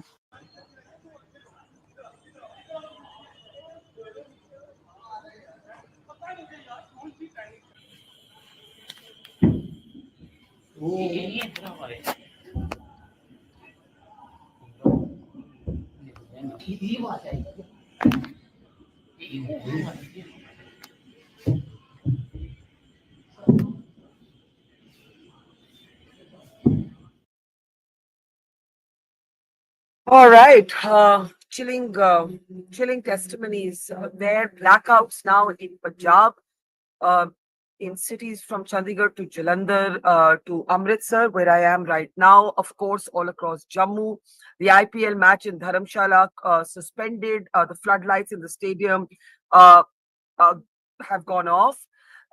And we can now read out to you an official statement that has come from the Northern Army Command and also from the Army headquarters. The military stations of Jammu, Pathankot, and Udhampur in proximity to the international boundary, that's the international border in Jammu and Kashmir, targeted by Pakistan using missiles and drones. There have been no losses. The threat has been neutralized by the Indian Armed Forces as per SOP with kinetic and non-kinetic means. It means that it's interesting what it means. What I think it means is with defensive and offensive reactions. Maneuvers. That's maneuvers. Right. I want to welcome at this late hour Yashavardhan Azad and former GOC 15 Corps General Atta Hasnain. General Hasnain, you have a smile on your face. No, I was only smiling, Barkha, because you were explaining what is kinetic and non-kinetic. Non-kinetic Yes. essentially means electronic measures, electronic warfare measures. That is what is there to neutralize the drones which are coming in or the missiles coming in. The kinetic means are explosive means. Yes. So in this context, now that we know General Hasnain and Yashwardhan Azad, and first as Kushal points out, we must start every hour of every day these days thanking gentlemen like you for your service to this country. Yashwardhan Azad has been an IPS officer and in the IB. General Hasnain has been Brigade Commander Uri. He has commanded the 15 Corps that is looking after the entire Kashmir Valley in some of its worst years. And so I want to salute all of you. I don't know where I've gone. Yeah, there's Yashwardhan Azad and there's General Hasnain. So Thank you. salute, sir. Thank you Sirs, very much. Thank you. General Hasnain, I was driving to Jammu and I had to stop on the outskirts of Amritsar once all this started happening.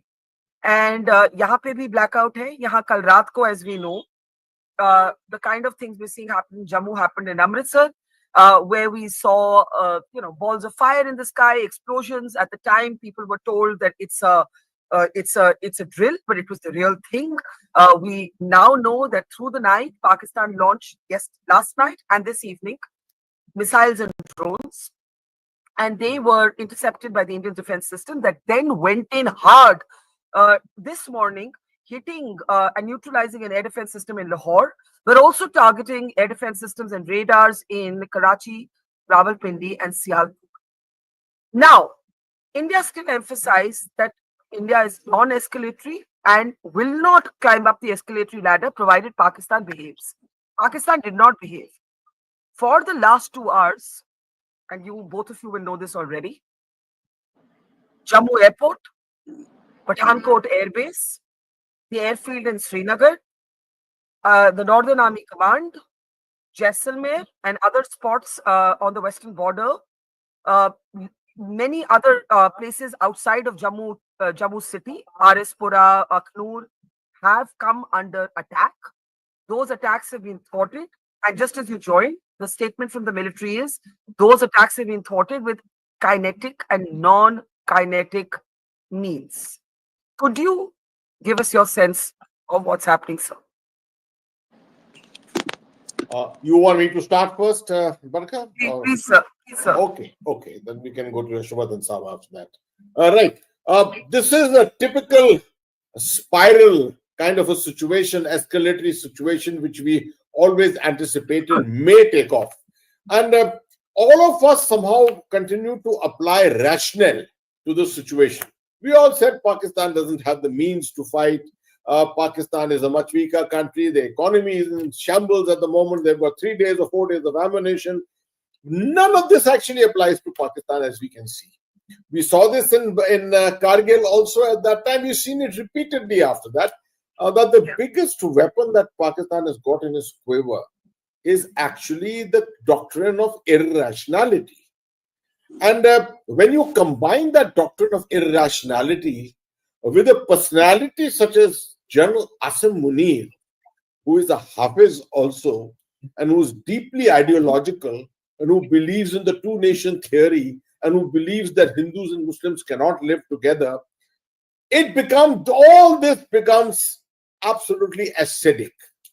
And that's exactly what is being played out here. And especially again, when you have a man in command on the other side who's completing his 3 years as the chief of the Pakistan army and wants to look for a second tenure again, an extended tenure again, who in his tenure has also lost out tremendously in terms of his own reputation because of various incidents which have taken place, like the incident on the 9th of May 2023, when the mob entered into the corps headquarters at Lahore and raided the corps commander's house.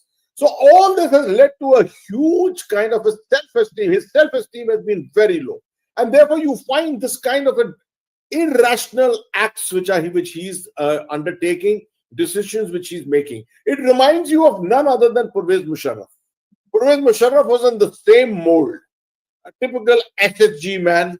Here is a man who's an ISI man from deep intelligence background. No aspersions on Yashwardhan Azad Saab, because he is also a very strong intelligence professional, but intelligence professionals have something different in them. And here, the ex-DG-ISI is now the army chief, who has to take certain decisions here. He is just taking decisions against the run of play completely. The event in Pahalgam was against the run of play completely. And now when India has actually given him a window to de-escalate, we made sure although we targeted the heartland, we targeted the center of gravity in Punjab, but we targeted 9 very important targets in objectives inside Pakistan. But we went after the terror infrastructure. And this is one aspect of appreciation in my mind, which I was discussing very often with people, was what will Pakistan respond to against us in the case they have to escalate at all or respond at all, just even for their self-esteem.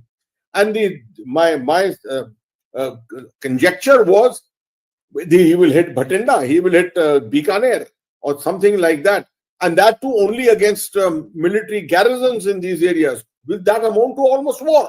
And that is war. So we are seeing this situation, all that we imagined now coming back here in this particular manner. The first strike was by him in Pahalgam. The second strike was by us against the terrorist infrastructure, no civilian targets. He, after that, has taken on to Operation Sindoor 2.0 virtually by trying to strike us back here. Now, when we responded and destroyed the radars in these areas and created holes in the air defense system of Pakistan, the much reputed air defense system, we thought he will stop here because he knows that we can do tremendous destruction inside his center of gravity. But he's not chosen to do that. He's decided not to come back for Sindoor 3.0. I was hoping that tonight would be a night after which we could relax, de-escalate. But obviously, it's going to be a night of a difference. And tomorrow will be another day. General Hussain, I was listening to you very carefully, and at the same time trying to do this reporter's job of multitasking. We have a very, very important update. Our source is not sure of the aircraft, but we have confirmed news that a Pakistani pilot is in Indian custody. This is big news at this moment. Compliments and congratulations, I would say. Absolutely, absolutely, absolutely. And this is a very important development. We all remember Abhinandan Vartaman taken into captivity after Balakot, and we now can confirm to you the big breaking news: a Pakistani pilot is in Indian custody. I am trying to get more details. I have a green signal to report this much, so I am reporting it. Please carry on now, General Hussain and Yashwardhan and Kushal. Over to Yashwardhan, sir. Well, Barkha, let me say at the very outset that what has happened is that this kind of an escalatory tactics which Pakistan is using now is surprising, because there was a statement earlier from the government that if India does not do anything which is more provocative than this, then we are willing to settle down. But obviously, as General Hussain said, and let me thank you, General Hussain, we see you, people like generals like you, and we feel so confident and happy that we don't have warmongers, but we have people who can talk rationally and settle issues rather than going to war. The first thing which I want to say about this is, as he's absolutely right, that after we made these strikes against these terror bases and camps, I thought there was no reason to escalate it any further after the Pakistani government made that announcement. But it's quite apparent that General Munir has prevailed, and you can imagine the loss of face for the Chief of Staff in Pakistan, and therefore he has got no other option but to escalate. And I was expecting this strike coming from Pakistan, and therefore after last night, what is happening in Jammu, I called my colleague there, Ashok Bhan, who was Director General earlier there, and he said there are a lot of missiles, a lot of explosions, but yet no aircraft. But the news which Barkha, you said, I understand that F-16 was shot down, which started from Sargodha. And well, if he's a pilot we have got in our custody is excellent, and we should treat him absolutely according to the I have some more information. My source does not confirm the taking down of the F-16, but my source does confirm that the pilot taken into Indian custody is in Jaisalmer. It has happened in Jaisalmer, where an attack was attempted. Sorry, Mr. Azad, this news is just coming in bit by bit. I'm trying to get information as I'm talking to you. Go ahead, sir. Well, it's absolutely great news. But this escalatory spiral which we are talking about, and General is well aware, is we expected that. We expected that at the LOC, the firing will become more intense. They are using their ultimate artillery, the howitzer guns. And now they are attacking Jammu. That was again expected, because then to choose the sites, the military sites where they have failed with their, I believe the next attack should be coming in the form of a swarm of drones. That should be the next stage. But this, if this news about F-16 is not true, I'm very happy, because that means a real escalation into the next higher level. I do hope now we as a country cannot afford war. We are at 7.5% rate of growth. That country is 2% rate of growth. The war is going to damage us much, much more. So there should be a way out of this. But in the meantime, the retaliatory action which we are taking is absolutely correct. And I'm sure left to the generals and the Air Force officers that we have, will be able to give just the appropriate response, but not an escalatory response. And I mean, I'm very confident when I say this, because at a time like this, it is very, very important to hit back and not escalate. Kushal, do you want to come in on this? Again, the big breaking news of this hour is that multiple missiles and drone attacks in a coordinated manner by Pakistan at Jammu, where the airport was targeted, in areas around Jammu, Arispura, Akhnur, Samba, Srinagar.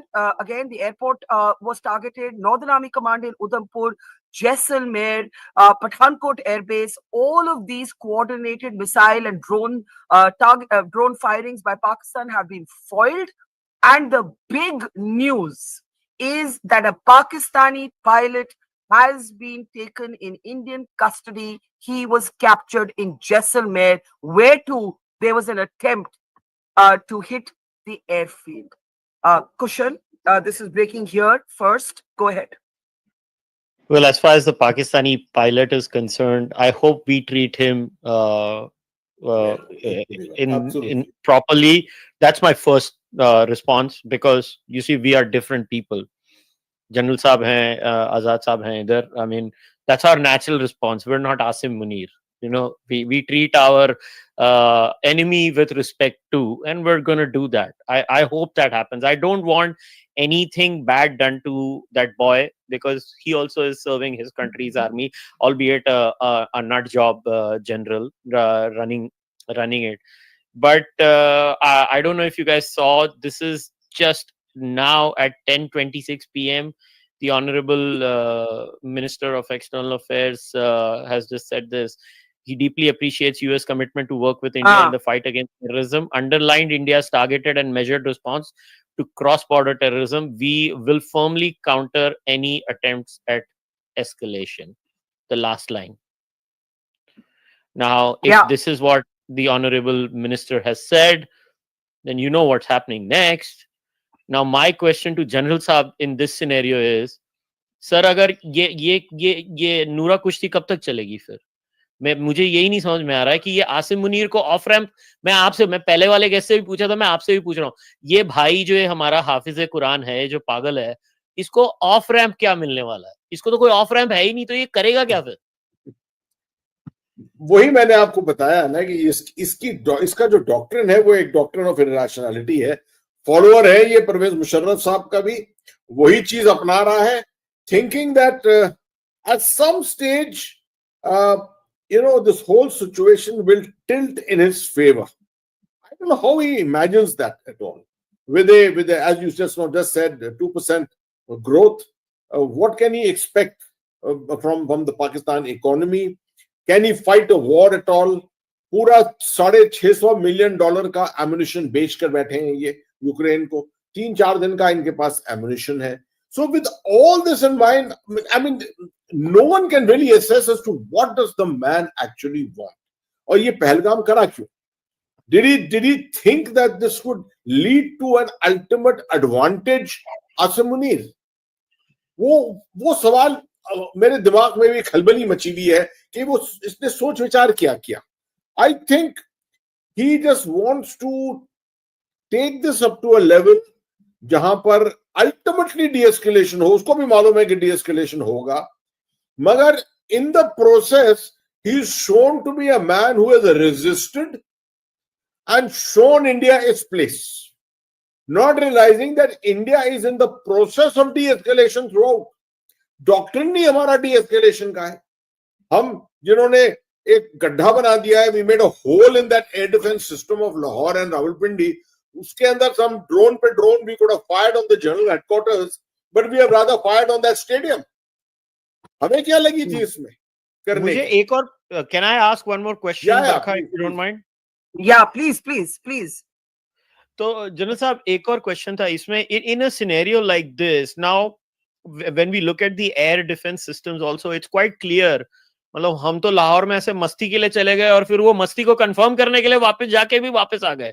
तो इनका तो पता क्या air defence system dosa है. हमने तो काफी capacity के साथ मतलब S-400s. Honestly, जनरल साहब मैं खुद हैरान हो गया हूँ on the S-400 and its capability and capacity. So can you educate us on that? Like because I am sincerely shocked. मतलब मेरे को शायद थोड़ा as an Indian imposter syndrome था कि हमारे में capacity नहीं है. But can you maybe explain that to us? देखिए जब मैं when I superannuated from the army, one of the biggest weaknesses of the Indian army was air defense. There is no doubt about it. Last 1971 में हमारी air defense activate हुई थी properly, और उसके बाद से कभी नहीं हुई है. And somehow we were very tardy in the acquisition of systems, etc. ये एक बहुत बड़ी opportunity आई है हमारे पास. And the S-400, it was an investment of 39,000 crores. वो 5 regiment के लिए 39,000 crores. And we also resisted. We fully resisted the Katsa. जो उस वक्त Katsa लग रहा था हम पर. America was wanting to put Katsa on us, right? Countering America's adversaries through the Sanctions Act, as you're aware of. Magar somehow we got over it because our relationship was strong with Trump at that particular time. 5 regiment अभी भी आई नहीं है शायद, जहां तक मेरी खबर है, क्योंकि the Ukraine war broke out and the S-400 manufacturing system came under a tremendous amount of pressure. तो अभी भी हमारे पास 3 या 3.5 regiment आई हैं. मगर एक रेजिमेंट को 400, 400, 500 किलोमीटर का फ्रंटेज कवर करती है, उतनी डेप्थ कवर करती है. तो putting it on the border in the crucial areas, anything मतलब रेडार के सामने कुछ भी आएगा उसको पिन पॉइंट एक्यूरेसी के साथ the S-400 can destroy. It's been a transformational kind of a weapon in the Ukraine war too, and the whole world is looking at the Chinese. I think the Chinese wanted it. They've also got the S-400, I think, from Russia. The North Koreans have taken it. Lots and lots of nations are looking for the S-400. And इसके बाद तो लग रहा है कि और ज्यादा इनके ऊपर डिमांड बढ़ेगा. But obviously our defense system, our integrated defense system. Now this is not simply just the S-400. There are other elements also in it which I may not be able to describe to you in detail as such. But there are lots and lots of gun systems, missile systems, which go into making an integrated air defense system. And that has really paid dividends this time, as it is, we can see on the ground. So if that is the case, and Asim Munir knows that we have a robust air defense system, and the dum-dum does not have it, तो ये मतलब sir उसकी मत मारी गई है. भाई asymmetry है, आप समझ लीजिए. There is an asymmetry. ये तो India-Pakistan ki asymmetry is something which is an open secret. Everyone knows about it. In fact, Ziaul Haq ne jo pura doctrine of 1,000 cuts jo apnaya tha was based upon this the theory of asymmetry. Ke Pakistan cannot compete against India, cannot defeat it in a conventional war, cannot compete against it in economics. तो कोई तरीका जिससे competition कर सकता है was a system of 1,000 cuts. Hybrid war, hybridity आप इस्तेमाल करिए, और क्योंकि हाइब्रिड वॉर को लड़ने के लिए सिर्फ आर्मी का इस्तेमाल नहीं कर सकते, आपको ऑल ऑफ गवर्नमेंट अप्रोच करनी पड़ेगी. भारत के पास वो डायनेमिक सिस्टम नहीं है, उस वक्त कोई डॉक्ट्रिन नहीं था. तो that is why he has been able to extend this from 1989 till 2025. But अब जो है ये एक हाइब्रिड सिस्टम अपनाया जा रहा है. Now the government of India, the entire nation is coming together on this counter hybrid war kind of a doctrine, और इसके ऊपर काफी जोर दिया जा रहा है. You know, for example, removing the networks from Kashmir. Kashmir के अंदर अगर हमने कोई सक्सेस पाई है पिछले कुछ सालों में, is primarily because the NIA has been able to neutralize the financial networks, political networks जो थे वहां पर, separatist networks, जो overground networks, मीडिया के नेटवर्क्स, दुनिया भर के नेटवर्क्स थे वहां, जाल फैलाया हुआ था. एक सिग्नल के ऊपर you could launch 1,000 people on a stone throwing spree. But now that cannot be done because all this has been undone and been neutralized to a great extent by us. Yeah. Now, at this moment, General Hasnain, I want you to talk a little bit about the kinetic and non-kinetic response. We're getting reports that India has, of course, started retaliating in much the same way as we targeted air defense systems in Lahore, Sialkot, Karachi, and Rawalpindi. Those counterattacks are ongoing. What would you say about what might happen next? I hope that our offensive is comprehensive in the sense that it caters for jamming systems, to jam the various systems, etc. Because there's going to be a lot of effort towards preventing the entry of our systems into the designated airspace of Pakistan. You have seen that Pakistan failed to counter most of our systems. Our systems managed to penetrate through that, went through and destroyed the radars. I mean, destroying a HQ-9 radar of what the Chinese have provided them is supposed to be a fail-safe kind of a radar. Destroying it in such a manner is supposed to be a military sacrilege, virtually, because it is protected, electronically protected at all times. I hope so that now that we are doing it, we are taking all the necessary measures to ensure that electronically we continue to protect and defend ourselves, neutralize the various networks of the adversary on the other side, and that is going to create more and more holes in the air defense system there, which will allow us to continue a successful missile firing spree. Now, we will have to decide very clearly at some stage, because I foresee that Pakistan will start targeting, at least if not cities, if not population areas, but definitely cantonments and military garrisons. ये तो वो जरूर करेंगे अभी थोड़े दिन देर के बाद. In fact, if anything which is under threat and under danger at the moment, it is the military garrisons and cantonments along the border. अगर इनके ऊपर करके और यहाँ पर casualties इन्होंने की, we will be in a huge dilemma at that time. Should we take the next step? Should we take this to the civilian areas? Will this become a Gaza kind of a bombing, where we start looking at civil targets which cannot respond back against us? We are not a nation of that kind. As Yashuvardhan Azad Sahab has just now said, we are not a nation of that kind. We've got certain morals, we've got certain ethics, we go by that. And that may be one of our major weaknesses, actually. But at some stage, hard decisions will have to be made on this. Right. I want to play from the ground, even as we're getting reports of India's counterattacks on major Pakistan cities. We're awaiting those details. What the targets are, we don't know. It could continue to be air defense systems. It could continue to be airfields in the manner that Pakistan has tried to target ours. Let me play out some images and sights and sounds from the ground, especially coming in from the region of Jammu. Take a look.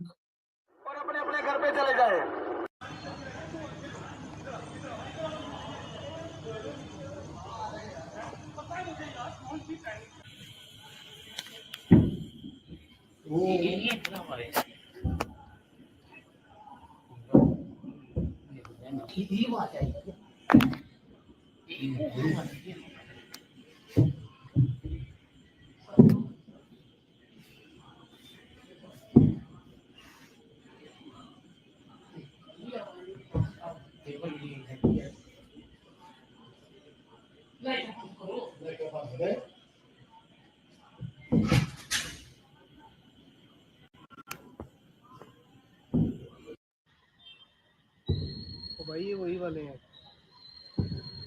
Hmm. हाँ वही बनाया video से।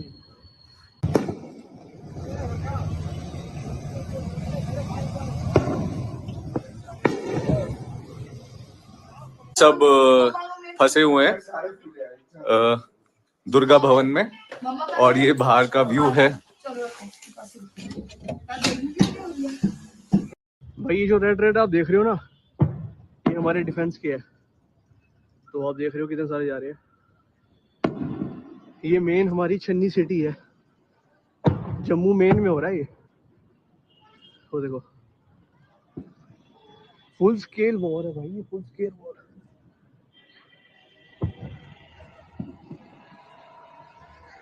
Light अभी बंद हो रही है भाई। Pakistan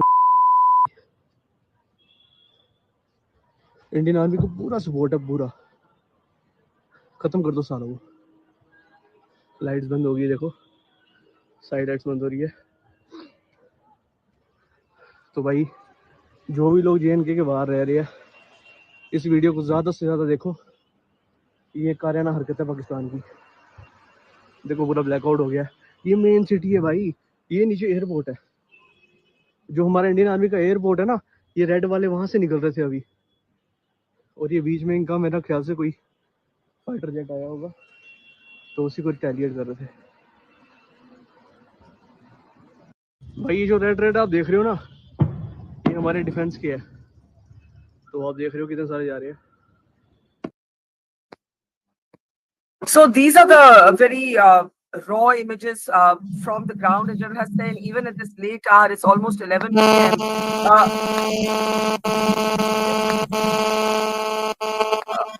There's a loop. Sorry, Tushar, can you hear me? It might be your Bluetooth, Tushar. Let me just begin. General Hussain, Yeah. at this point, General Hussain,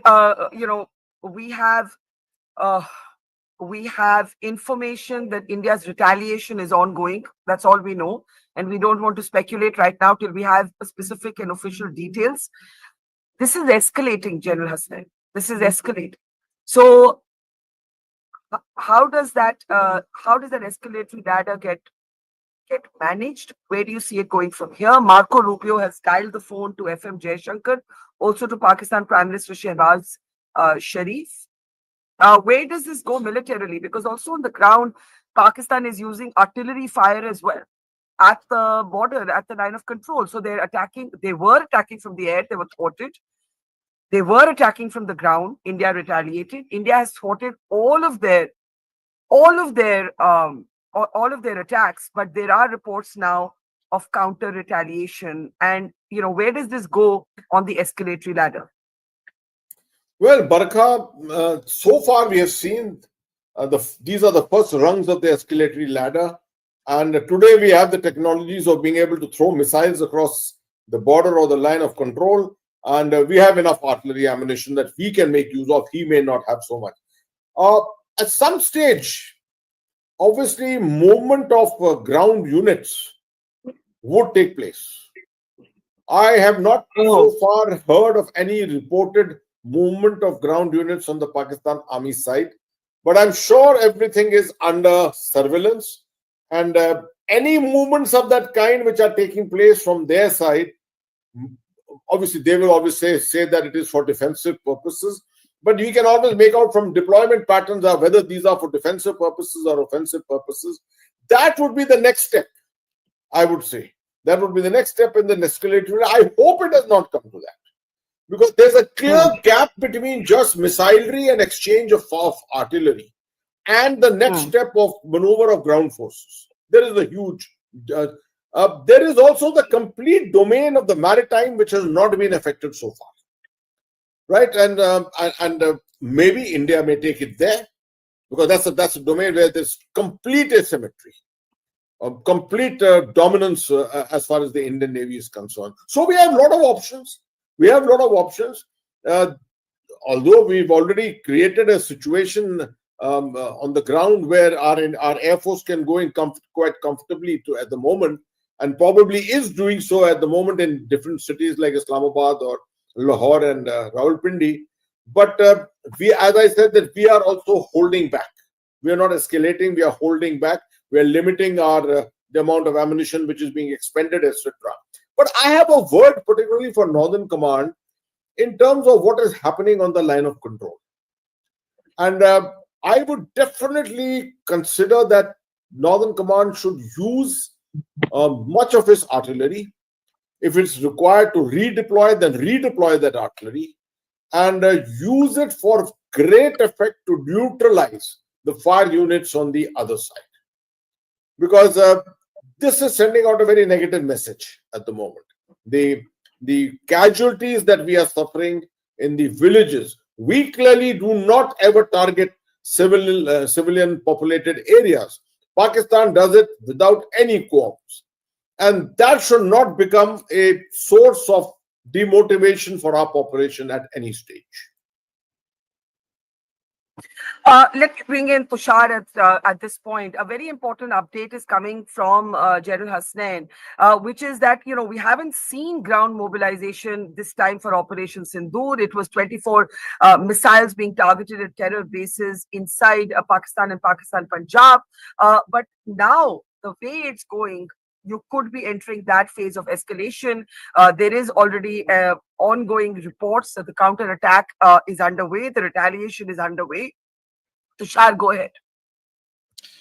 Well, this is the 21st century warfare. It's being fought on artificial intelligence and not with boots on the ground. But my question is, if this thing escalates, if we hit back at Karachi or Lahore or Rawalpindi, where does it stop? And if we have to get boots on the ground, what is the objective with which we get boots on the ground? We are not looking to push anyone back into the territory as we were in 1999. We are not looking to sort of have an operation like we did in East Pakistan in 1971. So if we are to get boots on the ground on the Western Front in any of the states, be it Rajasthan or through Punjab or through Kashmir, what is the objective that our soldiers go in with? That's the important question. That what does the leadership at this point really want? Do they want to push back the Pakistanis? Do they really want to sort of look at Lahore, which is the most nearest town to the border, at least just 20 kilometers away from that Ari-Wagah border? So the objective right now, this was the confusion since day one, since Pahalgam happened, that we are talking about an escalation between the two nations, but we do not know what the objective is, what the common, objective between the two nations is. We really don't know. We are looking at an escalation now. We do not know where it ends. They have attacked us in Jammu. They have attacked our civilians. So obviously India is going to hit back, and it's going to hit back with a disproportionate response, as one would expect. I don't think there is a problem of what the government really has to sort of cater to certain sentiments of the people or some political capital. I think all that is out of the window long ago. But what is the objective with which we now handle Pakistan? Do we want to push it for de-escalation, that everyone goes back to the drawing board with the status quo, or do we want to fix this problem once and for all? So what is the once and for all? Let's, it's late at night. Let's get last comments from all of you now. Tushar, since you've just joined us, let me ask you, what is that once and for all?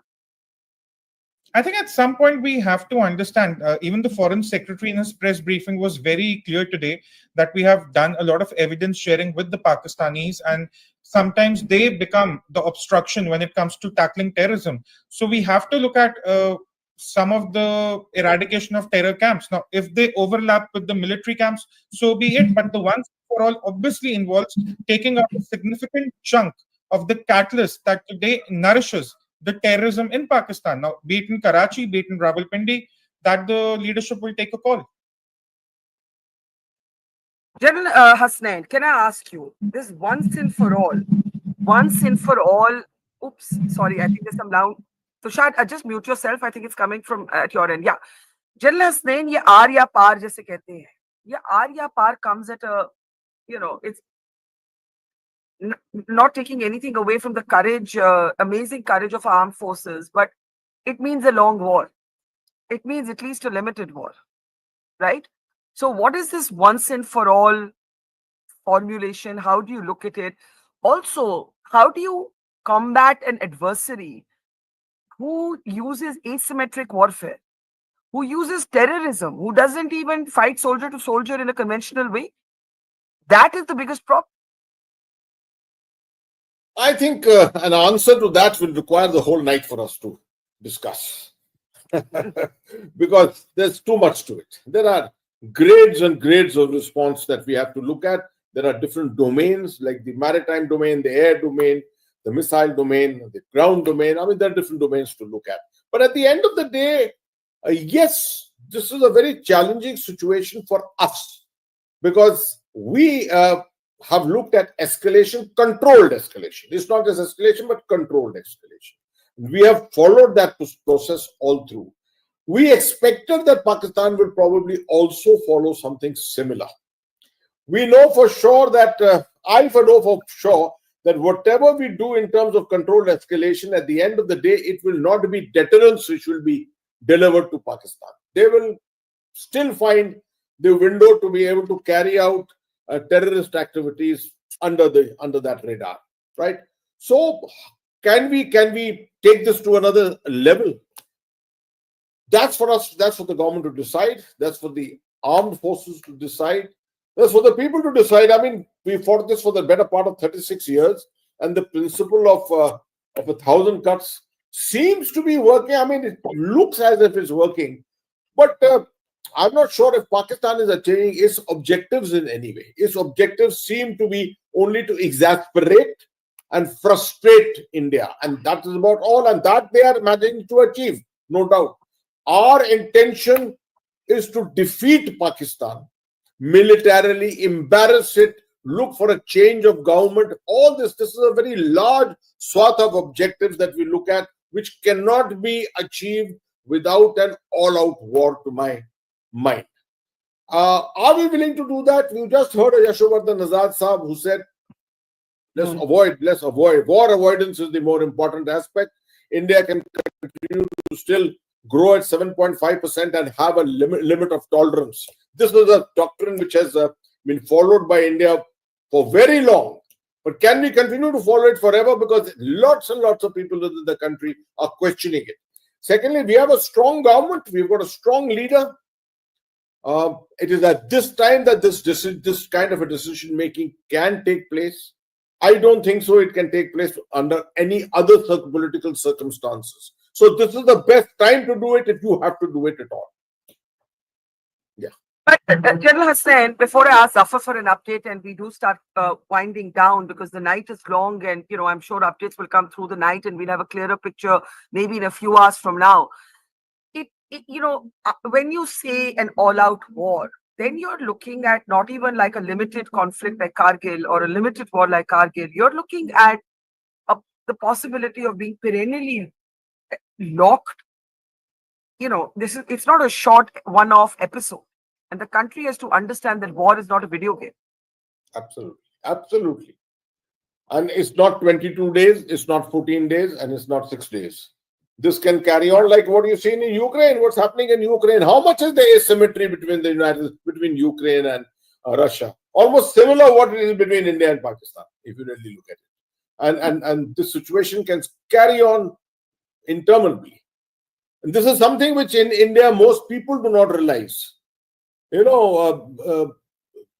People without an orientation towards strategic, the strategic side will never understand this. They think that war will be fought in the same manner in which the 71 war was fought in those same circumstances. The circumstances are completely different today.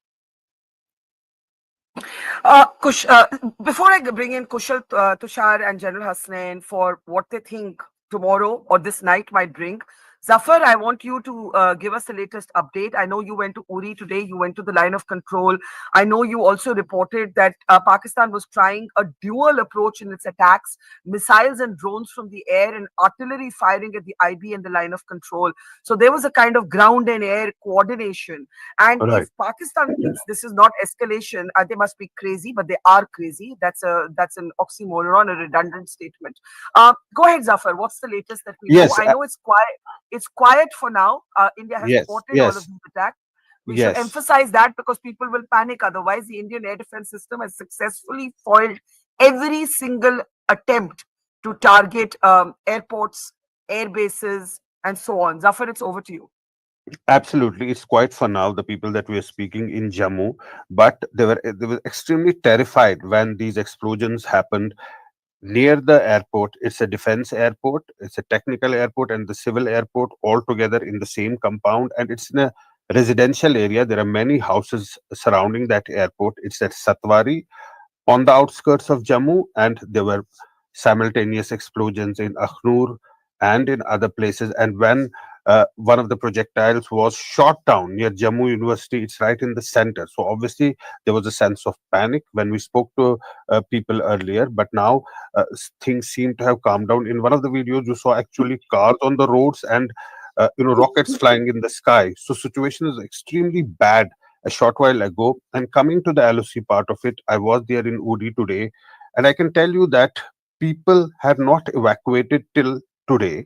There were some who were voluntarily going to their relatives' places, to Baramulla and to other places, but now there are those evacuation centers that have been created, like the degree college in Uri, where people from people living near the line of control, some of the families are moving. They shifted to that place. We actually made a report there, and clearly there is a lot of tension on the ground, and people are thinking that it's return to the pre ceasefire days, pre 2003 days, the way that things are escalating there. And we went to a spot uh, in Uri, which is close to a power project, that one of the shells had actually landed in a near a house, and it had damaged two, three houses. So very heavy artillery is being used by Pakistan. The situation continues to remain tense at the line of control, even as we see this escalation happening via drones and rockets in Jammu. It's all over. It's particularly Akhnur, and is spreading to areas like Araspura. So, what does this night bring? Um, Again, nothing operational to be discussed, but a counter attack by India is on. It's ongoing. That's all I'll say, and I will ask Tushar to tell us, should we even be using phrases like escalatory ladder anymore? We're so high up on this escalatory ladder at this point. I don't know. I don't know what the off ramp is. I don't know whether there should be an off ramp. And we also have to factor in, and we haven't spoken about that, China, the US, Turkey, the Iran foreign minister in town today. Let's talk a little bit about the geopolitics and what may come in this night. Tushar. Look, I was just in conversation with Kushal a week back, and we were discussing about the potential of retaliation. Will it happen? There's a long summer ahead of us. One thing we also have to factor in that the Prime Minister chose to retaliate, knowing that there was a long summer ahead of us, with the first spell of snowfall at least 6 months away in the higher altitudes. And that would mean multiple rounds of escalation from both the sides, at least potential escalation, but that potential world is also now out of the window. All we knew was that after the first bullet is fired from the Indian side, to speak metaphorically, no one can predict what can happen. Now, what we are seeing in front of us is the new definition of warfare. Maybe this entire thing will be settled in less than 72 hours without any boots on the ground. Maybe there will be boots on the ground, but you raise an important question. At what point does China or the United States start saying that, okay, this is enough? Okay, this has to stop. Okay, we need to intervene. Already the European Union, Jay Shankar was talking to them, but it's something that India will have to take it up with its friends in the West. Pakistan will be taking up with China. So the geopolitics of it is very, very clear. They would want us to stop after a certain point, but we cannot predict what is that point. Tomorrow, if India hits back at civilian or military targets in Lahore or Rawalpindi or Karachi, the Pakistanis would be tempted to hit back. So this escalation, where it spirals to, no one can really predict. We can all sit here and speculate, and we can just think at what point does the US says, okay, we need to get you on the negotiating table. That's the thing. But I think this was already factored in, Barkha. My hunch says that if the Prime Minister chose to go for a retaliation merely a fortnight after the Pahalgam attack, knowing that there is a long summer ahead of us, knowing that there is a potential for the conflict to brew further in the higher altitudes, especially in Kashmir, around POK, even in Rajasthan, he has factored this possibility in. He has factored the diplomatic challenges in. It just needs to sort of unravel itself with time, with the night, perhaps in the next 72 hours. Yeah, for all of you, I'm not generally this rude that I've been looking at my phone while listening to you. That's because the information is just coming in so fast, and I'm just trying to manage both things. So do forgive me for not being my normal self. Kushal, to pick up on Tushar's point, the world, how the world is reacting, banality. By the way, Pakistan GeoTV is now reporting retaliation from India, so that is ongoing. These are the Pakistan channels reporting it, and this was as expected. Kushal, China, America, the banal comments from Trump. Everybody thought Trump would be better for India. Is he just playing it cool? Is there something else going on behind the scenes? How concerned do we need to be by the Americans repeatedly talking about de-escalation? Look, I mean, Americans, what do we expect the Americans to say? Ja phod de usko, jo karna hai kar de. I mean, they're not going to say that, right? And Trump is always going to be Trumpy, right? So basically, even the last comment by Trump, he, to use the old Sam Pitroda adage, hua to hua. That was Trump's answer, to be very honest. That was Trump's way of saying, when somebody asked Trump, ki, Arey, India ne aise kar diya hai, hua to hua. That's what Trump's answer was. Like, I mean, and behind the scenes, Marco Rubio clearly is speaking with them. But Barkha, I want to talk about this economic bit. I just read, in fact, it was today that the Kotak Mutual Fund report that had come to me, and it has actually analyzed the state of the economy and the markets, whether it's the Nifty and everything, during the previous wars. And I think the economic bit and the impact on the fiscal deficit is slightly overrated as far as the Indian historical angle is concerned. I've sent you the report. I want you to go through it too. And it's Tushar terko bhi bhej dunga baad mein. So I think the impact on the economy is a little bit overrated. And I also want to, not that I am sponsored by any corporate house or anything, but I'm really glad the way corporate India has also come out in their response, whether it's Reliance Industries and many other corporate giants. They have backed the government. I think we should have a little bit of faith in the entire state of affairs. Somewhere down the line, I think America is intervening right now. If the Honorable Minister of External Affairs is saying, I just got off a call with them, what do you think they must? अभी यार पूरी तो बात हमको बताई नहीं जाएगी ना, वो तो नेचुरल है. पीछे तो चिल्लम चिल्ली की होगी उन्होंने उनके साथ. So you're saying कि इतना agitate नहीं होने का कि अमेरिका on record क्या कह रहे हैं? Yeah, but why do we expect that, Barkha? I think if this was the Biden administration, let's be very clear, there would have been three paragraphs of pravachans about how everything is bad in life. And here you have Donald Trump basically going hua to hua. So that's what this is. Classic Donald Trump. I mean, if you follow Donald Trump's career, this is the man. He just, when he wants to say something, he doesn't say it. He just says a few words. He's a word salad generator pro max. I mean, I don't understand the guy. I've never been a fan of Trump. But the point is, we know what he's doing. As far as the Chinese aspect is concerned, right? I don't know what the Chinese want.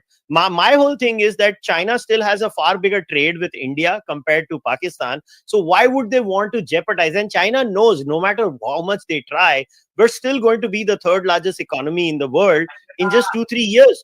And we will buy products from China, whether we like it or not. That's a reality we have to accept. Because China is also a serious player in the global manufacturing market. So why would China want to jeopardize things beyond a point? I don't understand any of it making sense rationally. Yeah. So here's the thing. Where are we going from here? What is your best estimate? Tushar, Zafar, and Kushal. I'll start with you, Tushar. Something really interesting is happening. I'm tracking the Pakistani airspace, and the third flight has just sort of departed from Lahore. I don't know what's really going on. Lahore witnessed absolutely zero activity throughout the day, earlier today, and Right. suddenly there is a number of aircrafts taking off from Lahore. A lot of aircrafts were today taking off from Quetta and coming to Islamabad, which is also the airport for Rawalpindi. But right now, with the entire attack, retaliation coming from the Indian side, quite brave that there are some commercial aircrafts that are leaving Lahore.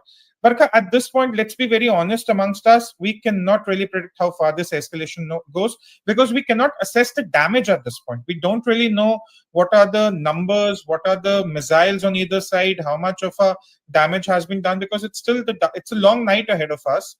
Number two, there are a lot of rumors on social media: 2 pilots caught, 3 pilots caught, 4 jets down, 5 jets down. If the pilots have indeed been caught, this will now spiral into a very big diplomatic sort of a deadlock. And if the escalation continues, we really don't know how it will work. Because again, the one void here, unlike 1999 or 1971, is India doesn't have an objective to chase. Is the objective a certain expansion of India, perhaps a change in the map, undoing the mistakes of 1947? I don't know. That's wishful thinking, but I don't know. But then I also don't know what the Prime Minister was thinking before he ordered the retaliation, right? So we really don't know how this is going to escalate. We can just track the developments and sort of go along with it. Zafar, before I give Kushal the last word, and that's a very interesting detail from Tushar about the flight activity over Lahore. I'm quite actually amazed, given what happened with the air Elites defense जा रहे systems होंगे today. बरखा, elites जा रहे पता नहीं होंगे, कहाँ, जमींदार भाग रहे पता हैं. नहीं, छोड़ के, हाँ, the feudals leaving. Zafar, what kind of night are we looking ahead at? It's very unbelievable that there is a commercial flights taking off and going from Lahore. It's completely unbelievable at this point in time. I don't know what's the reason and why is it happening. It's not normal. But this night is going to be a long night, as Tushar was saying. It's just the start of the night. We're going to see many developments through the night. I get that sense because it has started like this and it's going to continue. And in the morning, we'll have much clarity what has happened. The number of pilots that have been captured, the jets that have been brought down, the situation that's happening on the ground. Will have some clarity on the ground, but my sense is that this is going to escalate further and it's going to spread into other domains. It's not going to stop right now because it's past that threshold. It's going to move on along this escalation ladder. Where it leads, I don't know. As general was saying and others are also saying, Pakistan does not have so much ammunition, so much firepower on the ground, so they would a quick escalation could actually be on the cards. When you say quick escalation, what do you mean, Zafar? I mean that if Pakistan cannot sustain it for many days on the ground, they would want to quickly climb that escalation ladder and bypass some of the few steps which go in between. You know, all our argument, Kushal, has been that Pakistan can't afford. It's a bankrupt country. It's living on loans. It has an insurgency in Baluchistan. It has turmoil with Imran Khan, which it may hope to postpone with what has happened with this standoff with India and India hitting them so hard. But the conventional war gaming has assumed that Pakistan cannot afford a conventional war. Now, one of the things is that they're not rational players. No, but rationality has nothing to do with it. It is economics. It is the movement of the troops. It is the supplies. They will not be able to sustain it. That's why I'm saying it is nothing to do with rationality. It's to do with the practicality.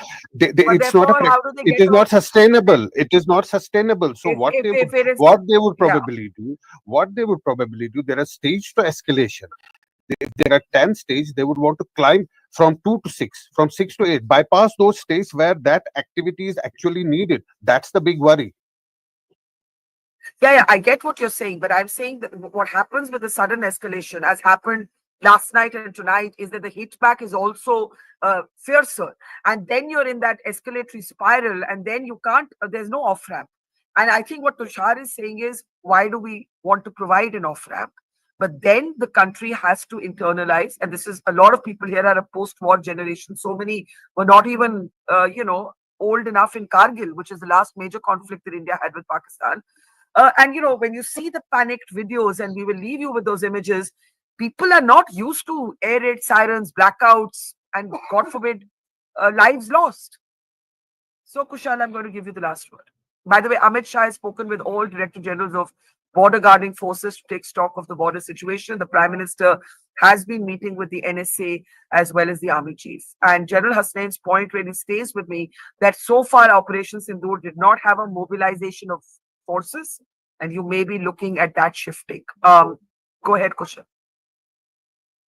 I think I was just, as I was asking everyone about the off ramp for General Asim Munir, and I just thought, if he is a true believer, the only off ramp for him is that he pushes it and he goes down in a blaze of glory. And I'm not saying we take him down, like we physically bump him off or something of that sort. I think eventually we cause enough damage, the Pakistani people just take him down. And I think his off ramp is rest in peace, Pakistan. That's all I can say. Tushar wanting to come in there, Tushar? How far are we from martial law in Pakistan? A few hours, a couple of days. But Tushar, does that matter? Because the way that NSA was appointed, the ISA chief was paid, the NSA, it is army which is Shehbaz Sharif is a rubber stamp. If you go by his speech in the totally agree, sir. I totally agree how with does you. it matter? It is actually martial law with a facade, with just a mask of Shehbaz Sharif. The only other way to play it, but I don't see that happening, is if there were going to be a mutiny within the Pakistan army. Because remember, when the whole Imran Khan debacle happened, everyone wasn't on the same page. But I don't see that happening now. No, that will not happen now. That will not happen now Yes, because they are in a different scenario now. That may not happen now, although nobody knows. But that may not happen right now because right now they are bound by a common purpose. We have to understand that they are bound by a common purpose. Even their opponents and opposition and the discord in the army takes a backstage because right now they're all coming together for a single purpose. Yeah. I want to, we don't know. I think the answer is that we don't know. By the way, we have the flight radar map that you were talking about. I don't know if you have it because Tushar, you were talking about the activity, and that's really intriguing considering that as we speak, there is massive retaliation. That is taking place. Yeah. But they themselves have closed the airspace. If this activity is taking place, it is they are defying their own SOP, their own orders. That is what makes it very bizarre. Because if we have closed down Srinagar airport and Jammu airport, those are the instructions that have gone across. Now flights cannot take off and land there. Then of course our own orders and instructions are being violated. So it should apply to the other side also. No, if you look at the last. Yeah, that's the map up, Tushar. If you want to just talk about the flight activity. Yeah, so you see two flights. One, if you see one of the flight close to the Afghanistan border, a little small in size, that's the chartered flight that's just left from Islamabad. The same flight flew in earlier today from Quetta to Islamabad. Again, it was an unscheduled arrival. And if you look at a couple of flights, one of the flights are sort of overlapping. Two flights going in the southward direction. These are the ones that have left from Lahore. And I think the other one might have just taken off a while back. So probably not showing up in this map. Yeah. So these are the three flights that have left, and this is a significant air activity. Look, again, for people who are not familiar with the geography of the north, Amritsar and Lahore are practically 30 kilometers apart. It's a 30-minute drive on a good day. That's all, minus the borders. And if you're looking at some degree of action in Jammu, I really don't understand how the Lahore airport is functioning. It's totally unbelievable. It is unbelievable. You have the flight starters right now on air, and it's rather surprising how they're moving. One of them is going to. How do we make sense of this then? If there is a massive retaliation on, wouldn't the airspace be shut? And there is a massive retaliation on. So I don't know what does this mean? Someone is really eager to go home or leave their homes. As Kushal said, the rich of Pakistan, the wealthy. Natho, Punjabi ਵਿੱਚ ਓਏ ਨੱਠੋ ਭੱਜੋ ਇਧਰੋਂ or as they say police ਆ ਗਈ police. Well, God knows. This is so crazy because Kushal, I'm going to give you the last word. You have information and we have the same information. that there's a massive, massive retaliation that is ongoing by India, and it's going to be a long night. I don't think anybody's going to be getting very Get much ready. sleep. What are we getting It, ready for? we're not going to We don't- sleep tonight. Copious amounts of coffee for all of us. I'm dead serious. Massive retaliation. I mean, obviously we never give our sources away, but yes, and this is someone I have to take very seriously. But yeah, massive retaliation against their military establishment all across is going on right now. All I can say is I want to thank everyone in the forces, everyone. And I want to say thank you to each and every Indian citizen. That's all that's my last words. Thank you to each and everyone. All of you stay safe. Hold on. Help everyone you can. We are all in this together. This is our fight till the end. This is about our existence. Religion doesn't matter. Caste doesn't matter. Creed doesn't matter. We are all in this together. We have a irrational actor on the other side who wanted.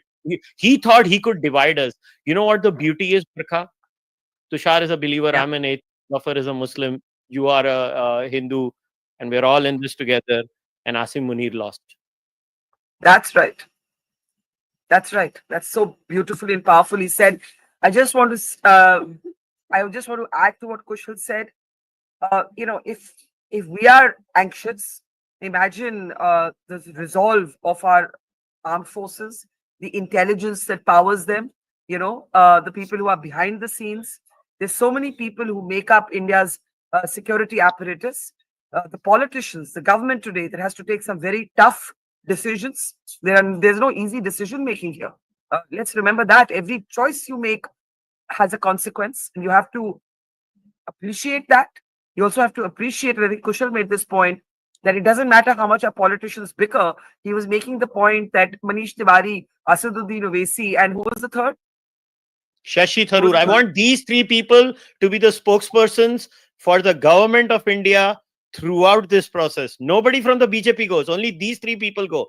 And let the world know we will fight till the last moment, and we are all in it together.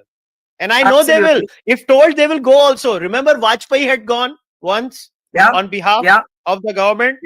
I think it's time to do that again and show the world our resolve. Absolutely. And prayers today for people in the border areas. But by the way, this is no longer about the border or the line of control.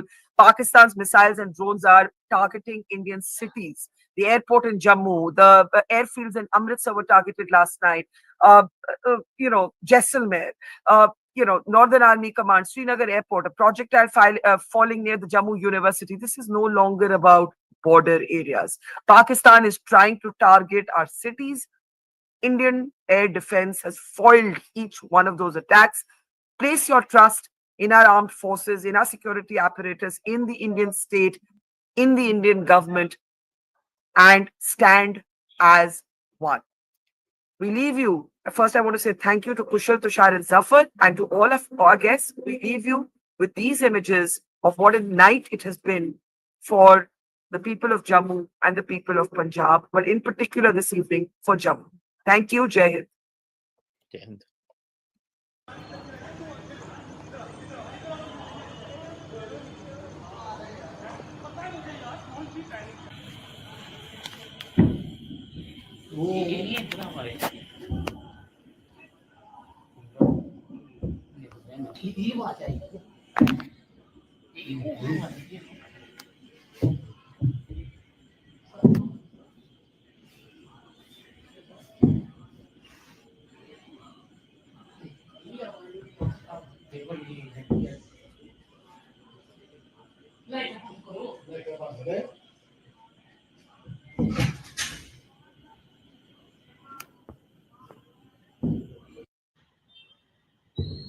भाई ये वही वाले हैं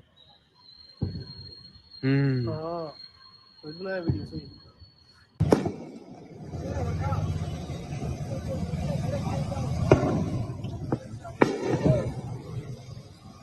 सब फंसे हुए हैं दुर्गा भवन में और ये बाहर का व्यू है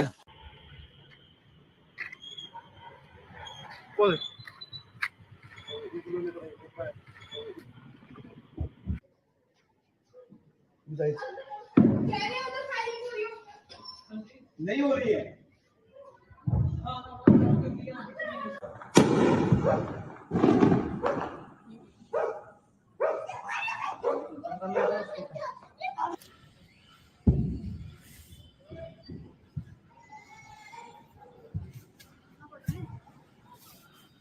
इंटरसेप्ट कर रहे हो ऊपर ना।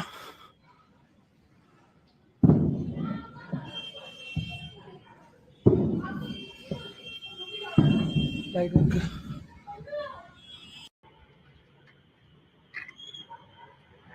बोल।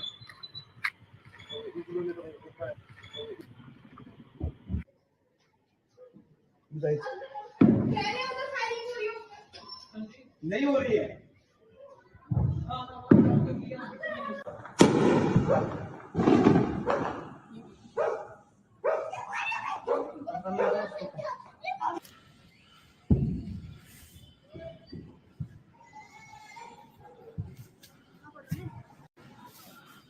इंटरसेप्ट कर रहे हो ऊपर ना।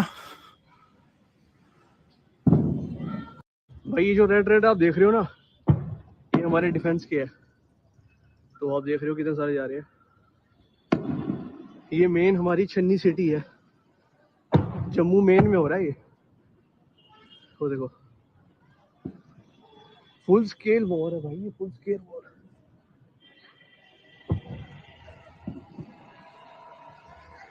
लाइट अभी बंद हो रही है भाई। पाकिस्तान इंडियन आर्मी को पूरा सपोर्ट है, पूरा। खत्म कर दो सालों को। लाइट्स बंद हो गई, देखो साइड लाइट्स बंद हो रही है। तो भाई जो भी लोग JNK के बाहर रह रहे हैं, इस वीडियो को ज़्यादा से ज़्यादा देखो। ये कारियाना हरकत है पाकिस्तान की। देखो पूरा ब्लैकआउट हो गया। ये मेन सिटी है भाई, ये नीचे एयरपोर्ट है। जो हमारा इंडियन आर्मी का एयरपोर्ट है ना, ये रेड वाले वहां से निकल रहे थे अभी। और ये बीच में इनका मेरा ख्याल से कोई फाइटर जेट आया होगा, तो उसी को रिटेलिएट कर रहे थे। भाई ये जो रेड रेड आप देख रहे हो ना, ये हमारे डिफेंस के है। तो आप देख रहे हो कितने सारे जा रहे हैं। ये मेन हमारी छन्नी सिटी है, जम्मू मेन में हो रहा है ये। तो देखो फुल स्केल वॉर है भाई, ये फुल स्केल वॉर।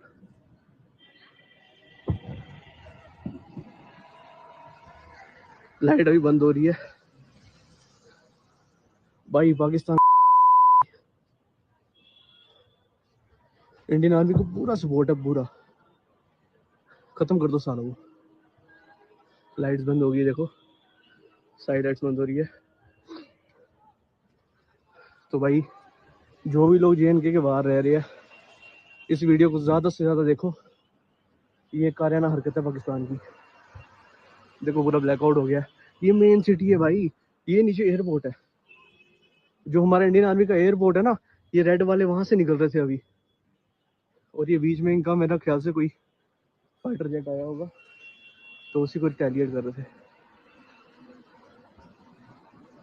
भाई ये जो रेड रेड आप देख रहे हो ना, ये हमारे डिफेंस के है। तो आप देख रहे हो कितने सारे जा रहे हैं। ये मेन हमारी छन्नी सिटी है, जम्मू मेन में हो रहा है ये। तो देखो फुल स्केल वॉर है भाई, ये full scale war.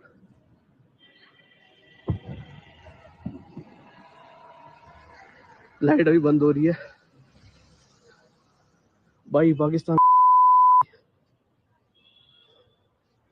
Indian army को पूरा सपोर्ट है, पूरा। खत्म कर दो सालों को। लाइट्स बंद हो गई, देखो साइड लाइट्स बंद हो रही है। तो भाई जो भी लोग JNK के बाहर रह रहे हैं, इस वीडियो को ज़्यादा से ज़्यादा देखो। ये कारियाना हरकत है पाकिस्तान की। देखो पूरा ब्लैकआउट हो गया। ये मेन सिटी है भाई, ये नीचे एयरपोर्ट है। जो हमारा इंडियन आर्मी का एयरपोर्ट है ना, ये रेड वाले वहां से निकल रहे थे अभी। और ये बीच में इनका मेरा ख्याल से कोई फाइटर जेट आया होगा, तो उसी को रिटेलिएट कर रहे थे। भाई ये जो रेड रेड आप देख रहे हो ना, ये हमारे डिफेंस के है। तो आप देख रहे हो कितने सारे जा रहे हैं। ये मेन हमारी छन्नी सिटी है, जम्मू मेन में हो रहा है ये। वो देखो फुल स्केल वॉर है भाई, ये फुल स्केल वॉर।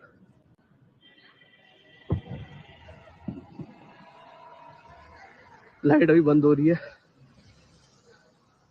भाई। पाकिस्तान इंडियन आर्मी को पूरा सपोर्ट है, पूरा। खत्म कर दो सालों को। लाइट्स बंद हो गई, देखो साइड लाइट्स बंद हो रही है। तो भाई जो भी लोग JNK के बाहर रह रहे हैं, इस वीडियो को ज़्यादा से ज़्यादा देखो। ये कारियाना हरकत है पाकिस्तान की। देखो पूरा ब्लैकआउट हो गया है। ये मेन सिटी है भाई, ये नीचे एयरपोर्ट है। जो हमारा इंडियन आर्मी का एयरपोर्ट है ना, ये रेड वाले वहां से निकल रहे थे अभी।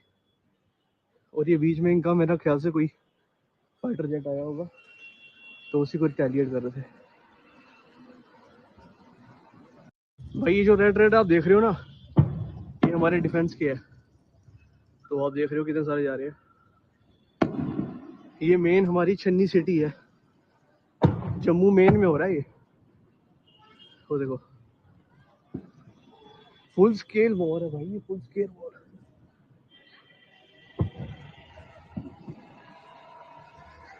लाइट अभी बंद हो रही है भाई। पाकिस्तान इंडियन आर्मी को पूरा सपोर्ट है, पूरा। खत्म कर दो सालों को। लाइट्स बंद हो गई, देखो साइड लाइट्स बंद हो रही है। तो भाई जो भी लोग JNK के बाहर रह रहे हैं, इस वीडियो को ज़्यादा से ज़्यादा देखो। ये कारियाना हरकत है पाकिस्तान की। देखो पूरा ब्लैकआउट हो गया है। ये मेन सिटी है भाई, ये नीचे एयरपोर्ट है। जो हमारा इंडियन आर्मी का एयरपोर्ट है ना, ये रेड वाले वहां से निकल रहे थे अभी। और ये बीच में इनका If you've just joined us at this late hour, it is close to midnight. I'm hoping you can all hear me because there's a sound of a generator behind me because there's a blackout in Thwarts in parts of Punjab where we are right now. But the dhaba where we are is running a generator, just some functionality. Now, there is a big piece of breaking news. We have a massive ongoing retaliation by India. This is in response to what Pakistan did earlier this evening. Pakistan targeted the airports and the airfields in multiple locations. Jammu, the airport was targeted. A drone flew over the Northern Army Command's headquarters in Udhampur. It was neutralized. The Srinagar airport was targeted. The Pathankot air base was targeted. And what am I missing here? Of course, the areas around the Jammu city were targeted. And at the same time, there was massive artillery firing at the line of control at the international border. Also on the western border, at Jaisalmer and other parts of the western border, Pakistan sent in drones and missiles at all of these locations. In Jammu, the airport came under attack, but the Indian air defense was able to thwart that attempt. Now, the big breaking news at this hour is that the Indian Navy, our Navy, has targeted the Karachi port. Right? So, this is the information we have right now. We do not have the details yet about what specifically has been targeted, but the Karachi port has been targeted by the Navy as part of a massive retaliation, a massive retaliation to Pakistan's escalatory offensive aggression for the last 3 hours. Zafar, even as we await more details on the Navy targeting of Karachi, this is part of an ongoing retaliation and is going to run through the night. What is the situation on the ground? We're also seeing the geopolitics play out. Iran's foreign minister is here. Saudi Arabia is sending their minister. Marco Rubio, the American Secretary of State, is dialing both Jay Shankar, our foreign minister, and Pakistan's Prime Minister Shehbaz Sharif. What is the situation on the ground at the line of control? And what do we know? We know that India has thwarted all of these attacks. That's the good news. But this is escalating and escalating fast. Yes, India has thwarted all those attacks. There was a number of drones and rockets that were fired by Pakistan, and all of them have been successfully countered. We've been told by our sources that in Jammu, in Udhampur, in other areas like Akhnur, there was simultaneously that attack was launched simultaneously in all those areas, and all of those drone and rockets have been successfully fired. But army has also given one important detail, that there is no movement of tanks on either side. That has been clarified by the army. Army sources are clearly telling us that there's no movement of tanks on either side. And there was also some reports of a suicide attack by terrorists at Pathankot or Rajouri. That has been That's completely been false. denied. That's That's been been denied. denied. That's been denied. I'm saying that's been denied. That's completely false. That's army has said that's completely false. Now on the ground there is quiet now, but I can tell you situation at the line of control is completely escalating. There has been ceasefire violation for all these days, and it's going a notch above every night. We're seeing not just small arms being used, but artillery being used. And today, at least in the Uri sector where I was in the day, there is evacuation taking place. People are moving from village close. Now remember, there's a border fence in place, and some of the villages are on the other side of the fence. All those people who are living on the other side of the fence have been moved to evacuation zones, and one of those evacuation zones is the college in Udi. There are 7 such evacuation zones where families are moving to safety, and that's the situation developing at the line of control. Situation very really worse in the Poonch sector. 16 civilians have so far been killed in Poonch, and there are so many who are injured and who have been moved to hospital. There's so many buildings which have been damaged, and clearly we're seeing this escalation taking place every day, going to a higher level. And today, when Jammu airport is targeted and a rocket flies over the Northern Army headquarters, you can imagine the situation that's on the ground in Jammu and Kashmir. Yeah, I'm also getting some information, even as we review this big breaking news story that the Indian Navy has targeted the Karachi airport, and as part of a massive ongoing retaliation by India, we're getting information of a big blast near the house of Pakistani Prime Minister Shahbaz Sharif. This is some information that is coming And in. and and also and This is also there are unconfirmed reports, not just Shahbaz Sharif, but army chief also, Pakistan's army chief. right. Right. So, blast near Pakistan PM Shahbaz Sharif's house. I'm going to put this on the banner as we speak. Um, yeah. Uh, and also, the State Bank of Pakistan is giving only $50 in withdrawal, 3,000 rupees. And we have heard and we've seen circulars that some kind of state of emergency, a de facto emergency, has been declared internally. We're trying to get more information on what's happening. Could we have this on the banner? Pakistan suspended flight operations at Karachi Airport. Geo News is reporting this. Gafar, we're also getting some news of what's happening in Nowshera. If you Yes. could also check on Now, that. Nowshera, yes, I'm checking on that. And Nowshera is in the Rajouri sector. We've been seeing this sort of intense exchange in Poonch. Rajouri is the neighboring district of Poonch, and it is Nowshera in Rajouri sector where there is some activity. We're trying to get more details on that. Right. So let's play out some videos from the ground. What has Jammu experienced this past evening? Let's play that out as we try and get you more information. Pakistan is suspending flight off the Karachi airport amid confirmed news that the Indian Navy has targeted the Karachi port. More details are awaited on what the specific nature of the targets was. There's also reports coming in that there has been a huge blast near the house of Pakistan Prime Minister Shehbaz Sharif. But in the meantime, I'm also seeing information that India Gate in Delhi, in the national capital, is getting evacuated. We're here in Punjab right now. This could be, of course, a precautionary measure. but this is going to be a night of escalation. Let's play out some videos from the ground on what the residents of Jammu, Pathankot, Srinagar went through earlier tonight as Pakistan tried to target the airport in Jammu, the air base in Pathankot, also an attempted drone attack over the Northern Army Command headquarters in Udhampur. Now, why this is important is because it correlates to why India is the Indian Navy is targeting the Karachi port. You would remember that after Operation Sindoor was made public, uh, India clarified that no military installation and no civilian area was actually targeted, and only terror bases were targeted. However, Pakistan has had 2 nights of escalation and aggression.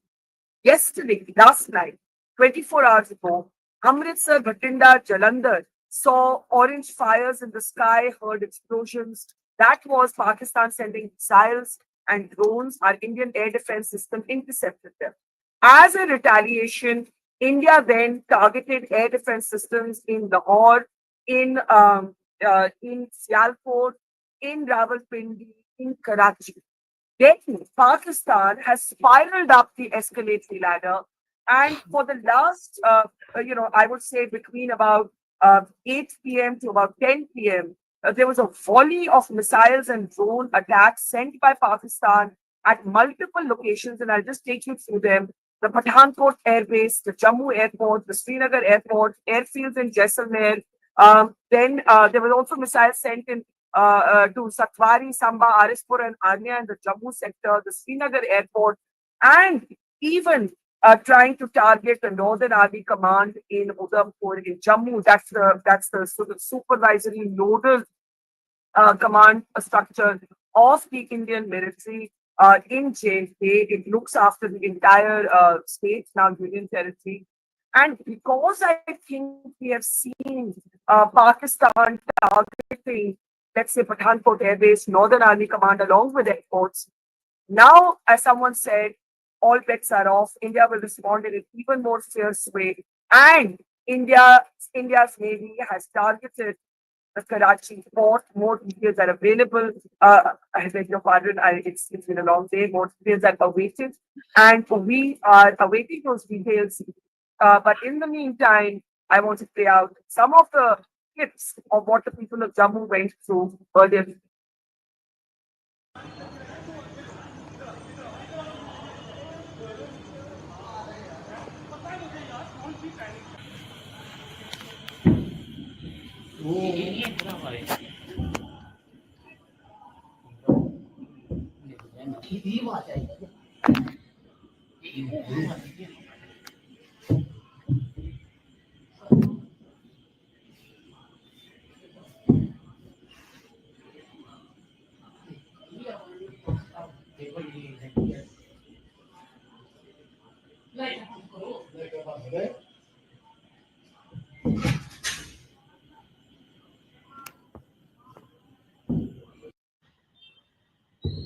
तो भाई ये वही वाले हैं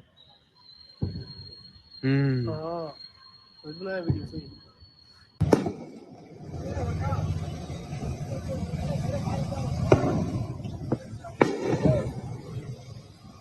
सब फंसे हुए हैं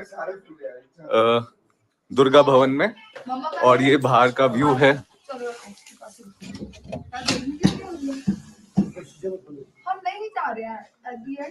पूरा ब्लैकआउट है यहाँ पे भवन में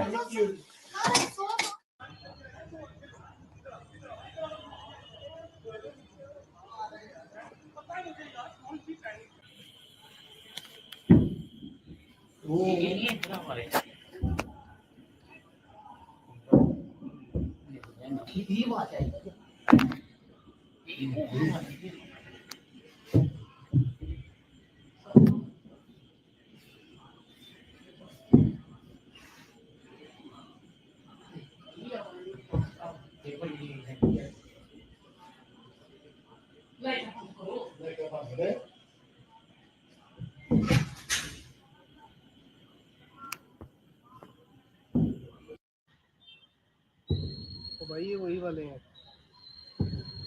हाँ बनाया वीडियो सही।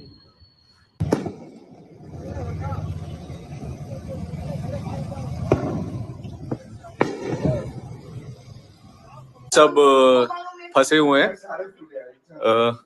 दुर्गा भवन में, और ये बाहर का व्यू है।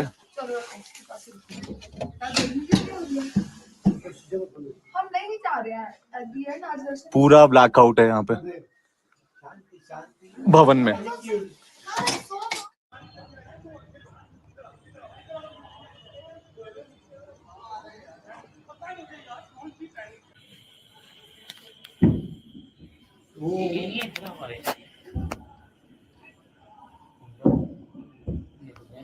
भाई ये जो रेड रेड आप देख रहे हो ना, ये हमारे डिफेंस के है। तो आप देख रहे हो कितने सारे जा रहे हैं। ये मेन हमारी छन्नी सिटी है, जम्मू मेन में हो रहा है ये। तो देखो फुल स्केल वॉर है भाई, ये फुल स्केल वॉर।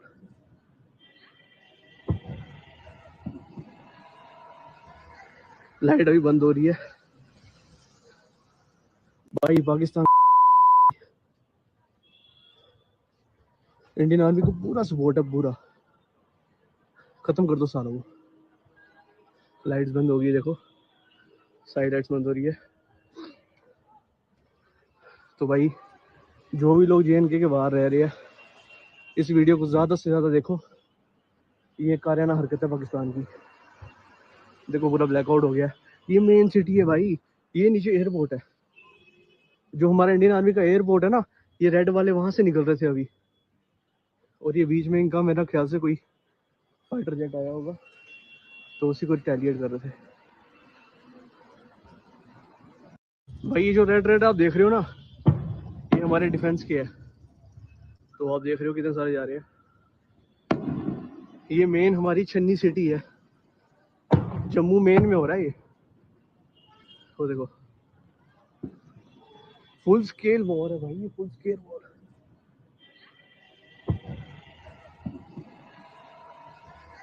लाइट अभी बंद हो रही है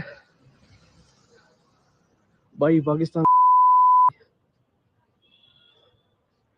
इंडियन आर्मी को पूरा सपोर्ट है, पूरा। खत्म कर दो सालों को। लाइट्स बंद हो गई, देखो साइड लाइट्स बंद हो रही है। तो भाई जो भी लोग JNK के बाहर रह रहे हैं, इस वीडियो को ज़्यादा से ज़्यादा देखो। ये कारियाना हरकत है पाकिस्तान की। देखो पूरा ब्लैकआउट हो गया। ये मेन सिटी है भाई, ये नीचे एयरपोर्ट है। जो हमारा इंडियन आर्मी का एयरपोर्ट है ना, ये रेड वाले वहाँ से निकल रहे थे अभी। और ये बीच में इनका मेरा ख्याल से कोई फाइटर जेट आया होगा, तो उसी को रिटेलिएट कर रहे थे। भाई ये जो रेड रेड आप देख रहे हो ना, ये हमारे डिफेंस के है। तो आप देख रहे हो कितने सारे जा रहे हैं। ये मेन हमारी छन्नी सिटी है, जम्मू मेन में हो रहा है ये। तो देखो फुल स्केल वॉर है भाई, ये फुल स्केल वॉर।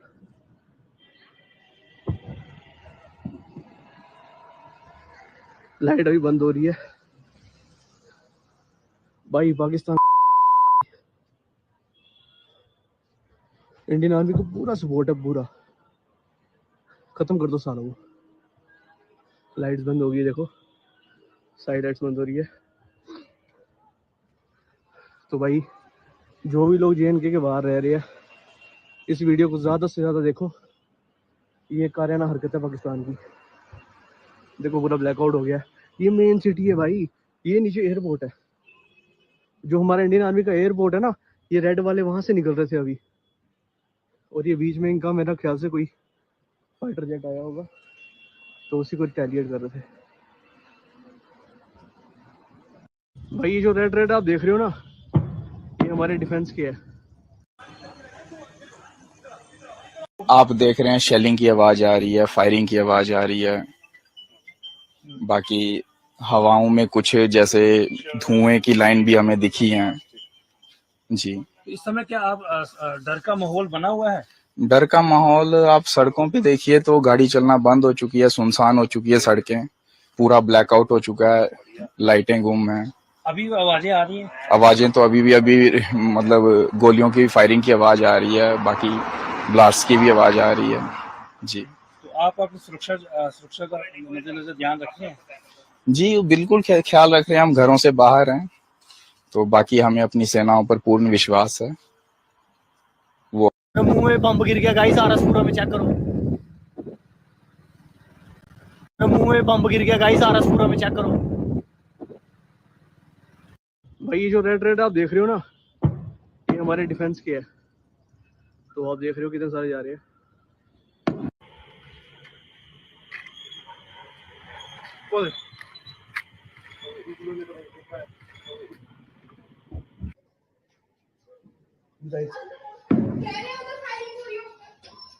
नहीं हो रही है।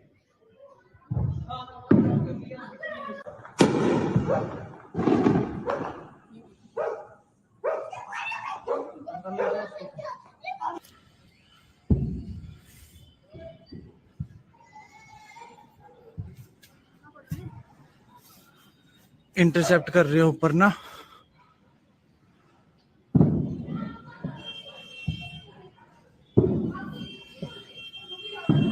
लाइट बंद कर।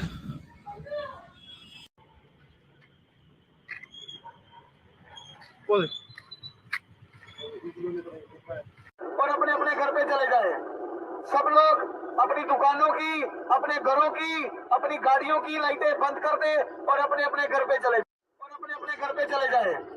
सब लोग अपनी दुकानों की। जम्मू में बम गिर गया गाइस, आरएसपुरा में चेक करो। जम्मू में बम गिर गया गाइस, आरएसपुरा में चेक करो। जम्मू में बम गिर गया गाइस, आरएसपुरा में चेक करो। भाई ये जो रेड रेड आप देख रहे हो ना, ये हमारे डिफेंस के है। तो आप देख रहे हो कितने सारे जा रहे हैं। ये मेन हमारी छन्नी सिटी है, जम्मू मेन में हो रहा है ये। तो देखो फुल स्केल वॉर है भाई।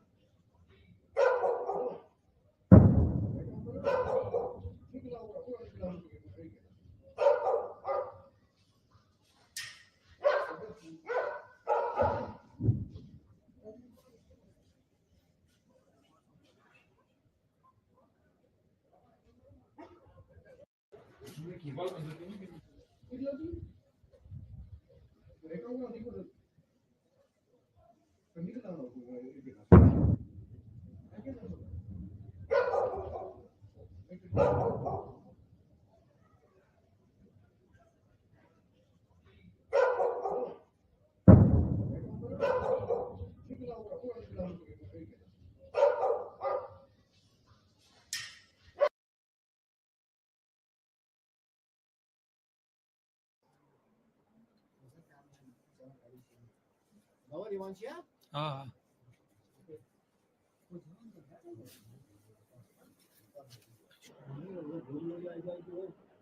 Karachi क्यों? Nasıl etti? हाँ Karachi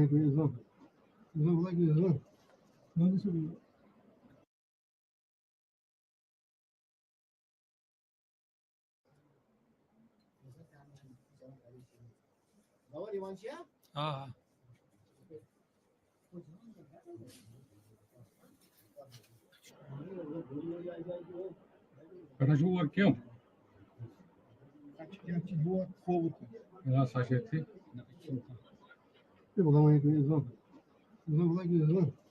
Nasıl etti?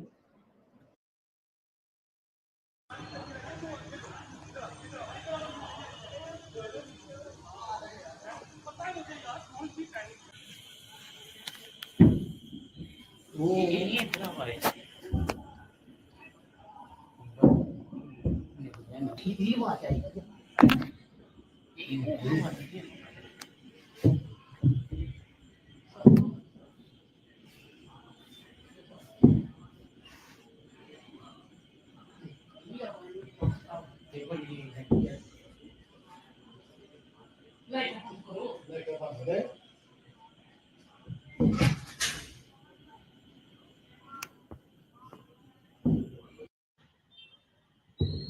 भाई ये वही वाले हैं। हाँ बनाया वीडियो सही।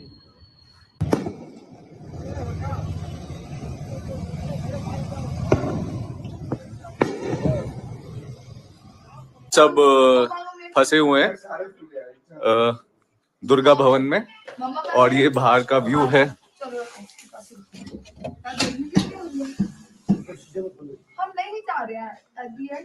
पूरा ब्लैकआउट है यहाँ पे भवन में।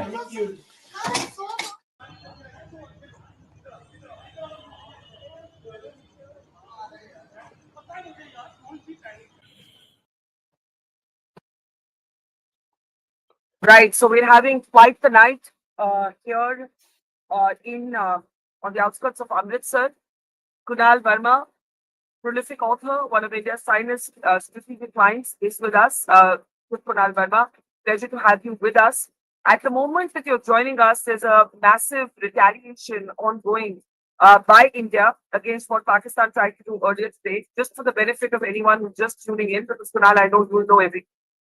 Just briefly to recap, basically, this happened last night as well. Pakistan missiles and drones attempted to engage military targets in a multitude of cities: Amritsar, Jalandhar, Bhatinda, Chandigarh, Kapurthala, also Jammu, Avantipura, and even areas on the western border. India then seen this as a major escalation, targeted air defense systems and radars in Lahore, neutralizing, in fact, an air defense system in Lahore, but also targeting radars and air defense systems in Karachi, in Sialkot, and in Rawalpindi. After that, this evening, from about 8 p.m. onwards, we have seen Pakistan missiles and drones attempt to target the airport in Jammu, the Air Force base in Pathankot, a drone flying over the Northern Army Command headquarters in Udhampur, trying to target airfields in Jaisalmer, an attempt, a projectile falling near the Jammu University, and of course, multiple areas outside the city of Jammu, in Arispura, in Samba, in Aknur, in Kishtwar. All this while heavy artillery firing from the ground at the line of control at the international border. Now, at the moment, a massive retaliation is on, and as part of that retaliation, we have confirmed news that the Indian Navy has targeted places at or around the Karachi port. We don't have the details. It is a kind of retaliation for what Pakistan did earlier this evening. Kunal, what do you make of the overall situation? Nice. Thanks for having me on, Barka. Well, it's along expected lines, frankly speaking. Last Sunday, I had actually written a piece in the Sunday Guardian also, where I had actually said that unless you have your end, the main issue, as far as I'm concerned, is what is India's end game? What do you really wanting to achieve? Is this just Tata Tutu across the border and then wait for 72 hours or a week or whatever and then cool down or not? I think the whole thing on the Pelgam thing is very clear. The guy who gave the order to do this, I think there's no doubt in our minds as a country, is the Pakistani chief. Declare him a war criminal, and we have to actually get the people of Pakistan to get rid of these guys. Unless this army is, it's easier said than done, I know, but unless this army loses its sheen and it's forced into a corner, that has to be our end game. We've got to get, there has to be call it a regime change if you want, because for all practical purposes, the army chief controls Pakistan. It's very clear. once we went in and we fired our missiles, etc., and we went after the targets for Operation Sindoor, expecting a kickback in the Punch, Rajouri, this sector, the 16 core sector, was expected because that's where they actually have always had a very high concentration of the artillery. And they have, even before the ceasefire, if you remember, Barkha, they used to, the 16 Corps used to take quite a lot of firing used to happen here. So we shouldn't really be surprised at this. But all this, there's also kind of an unreality to the whole thing, because right now both the defense sides are still firing drones and firing missiles and shooting them down. But it's just a matter of time before some of those drones and missiles start going through. And then the real damage is going to start. And the thing is getting escalated and escalated. But I think it's very important from our perspective that we must define the end game. What do we really want? Otherwise, I was watching your show earlier. I was watching General Atta Hasnan also, and I fully agree with him. Bring every piece of artillery you have in Northern Command, every round you have, and fire it off. I mean, hammer them there if you have to.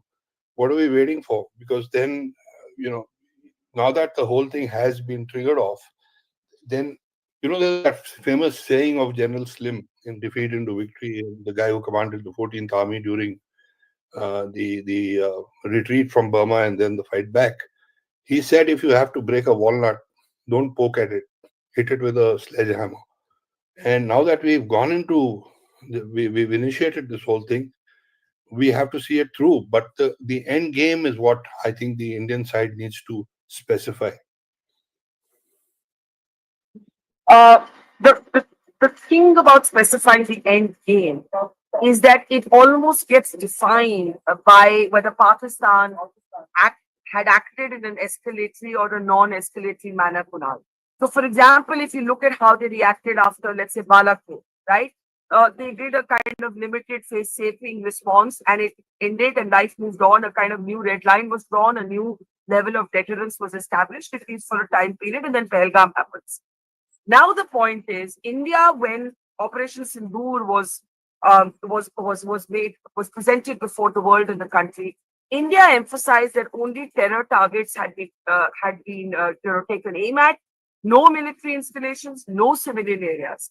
Pakistan has upped the ante with what it has done last night and tonight, targeting airports and airfields, including at air bases like in Pathankot, including flying a drone over the Northern Army Command, right?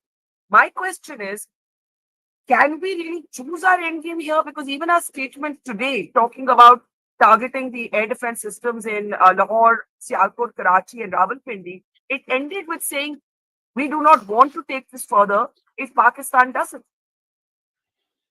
See, everything the Indians have done so far, the Indian government has done what making sure that the initial targets were not military targets, etc. We've done everything by the book. But, Pakistan, look, you've got to understand one thing. The Pakistani chief, for one man's retirement and his extension of this thing, it's one man's ambition which has actually thrown everything haywire. Pahalgam has happened because he wanted it. And until now, there's always been that element of deniability because the Pakis never admitted it. Here, the man has actually gone on stage and said, do it, by saying go for the jugular and stuff like that. Then, of course, there have been statements by various Pakistani ministers, etc., where they've said we've done, they've admitted it when they said we've been doing this for years. Now you've got an admission. Now the fact is, what else did you expect them to do? They were going to retaliate. The Pakistanis are like that. They are not. You're dealing with the army. It's a very macho bluff kind of a scenario which they have to. They have that image which they have to maintain. They had to maintain it in 65. They got hammered. They had to. They've taken everything down the drain with them. Even in 71, the kind of nonsense they unleashed on Bangladesh and on their own people. But this army, Pakistani army, is a very it's a bit of a cornered rat at the moment. What's happening in Baluchistan, what's happening everywhere. And a cornered rat is always a very dangerous creature to deal with because he has, I mean, I was listening to the chief 5 or 6 minutes ago, where he's sounding more like a Mulana or something like that, and an army chief, he's talking a language which we better also listen to and understand exactly whom we are dealing with. We're dealing with a person who's not going to have any qualms about taking his own people into the dust. The people of Pakistan also will have to see through the game, yeah, and I think they will. It's a matter of time. I, I Yeah. I I I don't know when that will happen. The fact is that there was an election that was conducted in Pakistan. PTI was banned. Their symbol was taken away. Imran Khan put up independent candidates and won the election, but that election was rigged. Imran Khan was thrown in a jail. People's verdict, people's mandate was simply thrown in the drain, and still nothing happened. Asim Munir is ruling that country and still behaving like a savior. So it is not going to change. I remember when Imran Khan was toppled, there was a sea of people in Lahore who were chanting those slogans. What happened after that? Well, he has to become Yeah. the next Mujib, as far as we are concerned. Because frankly speaking, the end game has to be a change of regime. Otherwise, what's going to happen? Another 2 years down, you think these guys are going to stop? If they have done this since 1947, 48, when the Lashkars have first come in 1947 on the 20th of October onwards, etc., even earlier. I mean, that was terrorism. We didn't use the word terrorism at that time, right? But what the hell was it? It was terrorism. When Operation Gibraltar, it was terrorism. These are undeclared wars where they went and they struck at civilian and military targets. They've been doing this as a matter of, this has been the Pakistani army policy for years. The only difference now is that, this is the first time they've admitted it. Otherwise, they always said, "Hum to hai nahi, hum to hai nahi." Kargil mein, you remember, Barkha, you and I were both there. I mean, it was like, "Arey yaar, mujahid hai, mujahid." They would even play all kinds of recordings and things like that to, deceive everybody and the rest of the world. Everybody knew what's going on, but getting them to admit it has always been a bit of a problem. Today, they've openly said it. So now declare Munir a war criminal and actually back Imran Khan. We should make him the next Mujibur Rahman. After all, Mujib was in a similar situation in 71.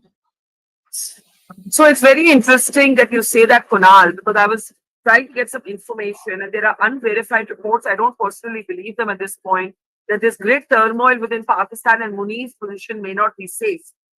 I don't see it that way. I would see that at a point of conflict with India, Munir will have people rallying behind him.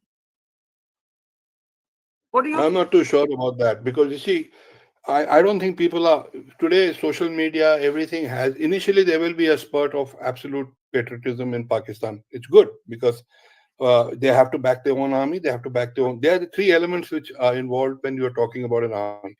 One is when you're defending your borders, for which the Pakistani people are very proud of the army because they do. The territorial integrity depends on the army. Second thing is the army also, in their case, is defending an ideology, which is why Pakistan was created. The raison d'etre for it was separation from India, which is what they're doing. The third thing is where they are going absolutely, which they've been going at it for now for 7 decades. They've been feathering their nest. It's a completely, they don't give a damn about their own people. Otherwise, Bangladesh wouldn't have happened. Pakistan got created because of the Bengal provisional elections, and after that, look what they did to them. They're doing the same thing to their own people. It's now on us to actually keep hammering away and hold that mirror up to Pakistan again and again. That look, भैया, देखो, eventually तो पाकिस्तानियों को ही करना पड़ेगा ना, हम तो नहीं कर सकते beyond the point. Okay, Kunal, setting the internal politics of Pakistan for a moment, let's come back to what we see happening in terms of how this escalatory ladder evolves, right? At this moment, India is trying, as it has said, kinetic and non-kinetic responses. India PTI reports that India will be approaching the IMF to exercise caution on a bailout package to Pakistan. There are serious questions about how long a conflict Pakistan can afford.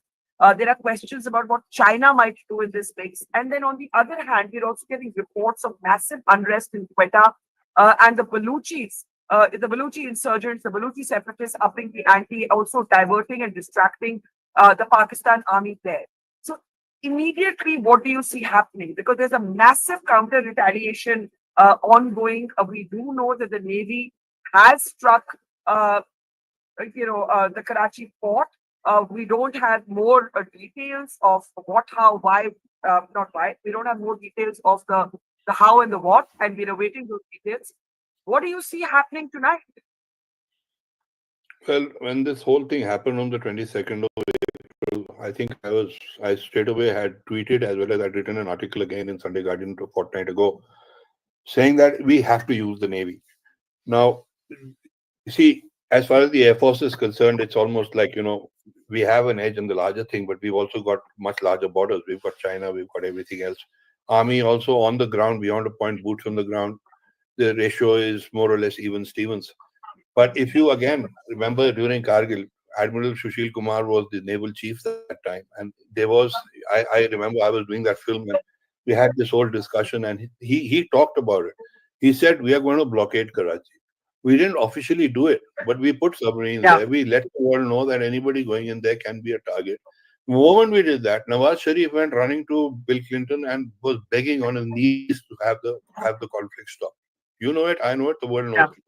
The Navy is your trump card, but at the same time, I think we've got to be a little careful about not going too much into the optics, but looking at the larger perspective. This conflict can drag on and on. And right now we have to keep that sustained pressure on them. We've started this now. We've got to succeed in squeezing them until something gives. Right now, let's see what happens. I mean, the Indian Armed Forces are not going to take any nonsense from these guys, and if they have to realize that. But the Pakistani mindset of the army, of the people I don't know, of the army is such that they are going. So far, they've gone completely on predictable lines. When you say predictable, I had actually, even in that last article, it's there in writing, I had said that if we just keep the pressure on them, and we keep doing little pinprick things like jitter parties, rather than go in for a full-fledged attack, they're likely to go in for a preemptive strike, because they've done it in 65, they've done it in 71. And now they obviously that didn't happen, but they did it the next night. But the targets are important. The targets, you can actually plot them on a map that they were going to go after these targets, because these are the targets they've gone for in the past as well. Inka mindset ज़्यादा बदलता नहीं है. I can say we have been discussing I've been discussing with my colleagues that Akhnur, Chenab Bridge, areas of Rajouri and Poonch, and that's exactly following that pattern. We had when we think that Operation Gibraltar, cutting off the Poonch, the bridge over Chenab, and that Chenab is a very fast moving river. It's an extremely, it can't be crossed so easily, and you cut the entire Pir Panjal. So this is a strategy in 1965, and more than 50 years, 60 years have passed, and it seems to be the same. It's so predictable. Yeah, I'm saying that. You can actually anticipate कि करेंगे क्या, and not surprised at all at the way things are going. Now it's the amount of pain that we cause with our counter attacks today, as to how much do we actually do, what do we do. Now the other thing which I would also, while we're talking about it, I think it's important to say this, that in 65 there were lots of occasions when we could have gone for civilian targets. Our Canberras were over Karachi. They did not drop their bombs because they were not sure of civilian casualties. There was this understanding with the Air Force initially, with Marshal of the Air Arjun Singh and Noor Khan, that they would not get involved, in the actual fighting. Till I remember Arjun Singh, till they went and bombed the Amritsar railway station, which was a civilian target. Pakistan has had no problem about targeting civilian targets. Their artillery fire hitting Poonch, etc. We have been very cautious about civil targets. This is something they're going to try and use against us. It's a funny business, but they do it. I have a question. By the way, we're getting reports of massive unrest in Quetta and standoff between the BLA, the Baluch Liberation Army, and the Pakistan Army. So also awaiting details on that. But Kunal, I have a question. You're saying that how the Pakistan Army has responded is what you would have expected, but hasn't the calculation or the reading or the interpretation also been that the Pakistan army, living on IMF bailouts, living on loans, cannot afford a long conflict. So, what are they aiming to do by ratcheting this up the escalatory ladder? See, Barkha, don't be under any illusions, all right? Whatever the economic condition of Pakistan is, it does not necessarily reflect on the condition of their army. They have insulated themselves. They have been running this country. People say it's an army with a country, right? They also have the China card. They feel that Chinese will not let them down. They will have enough ammunition. They'll have enough missiles. They'll have enough all kinds of stuff because their hand will No, be they held. said they have housing colonies. They sell cement. They sell steel. मैं वही They कह रहा sell हूँ chicken. They sell chicken. They sell chicken. They have.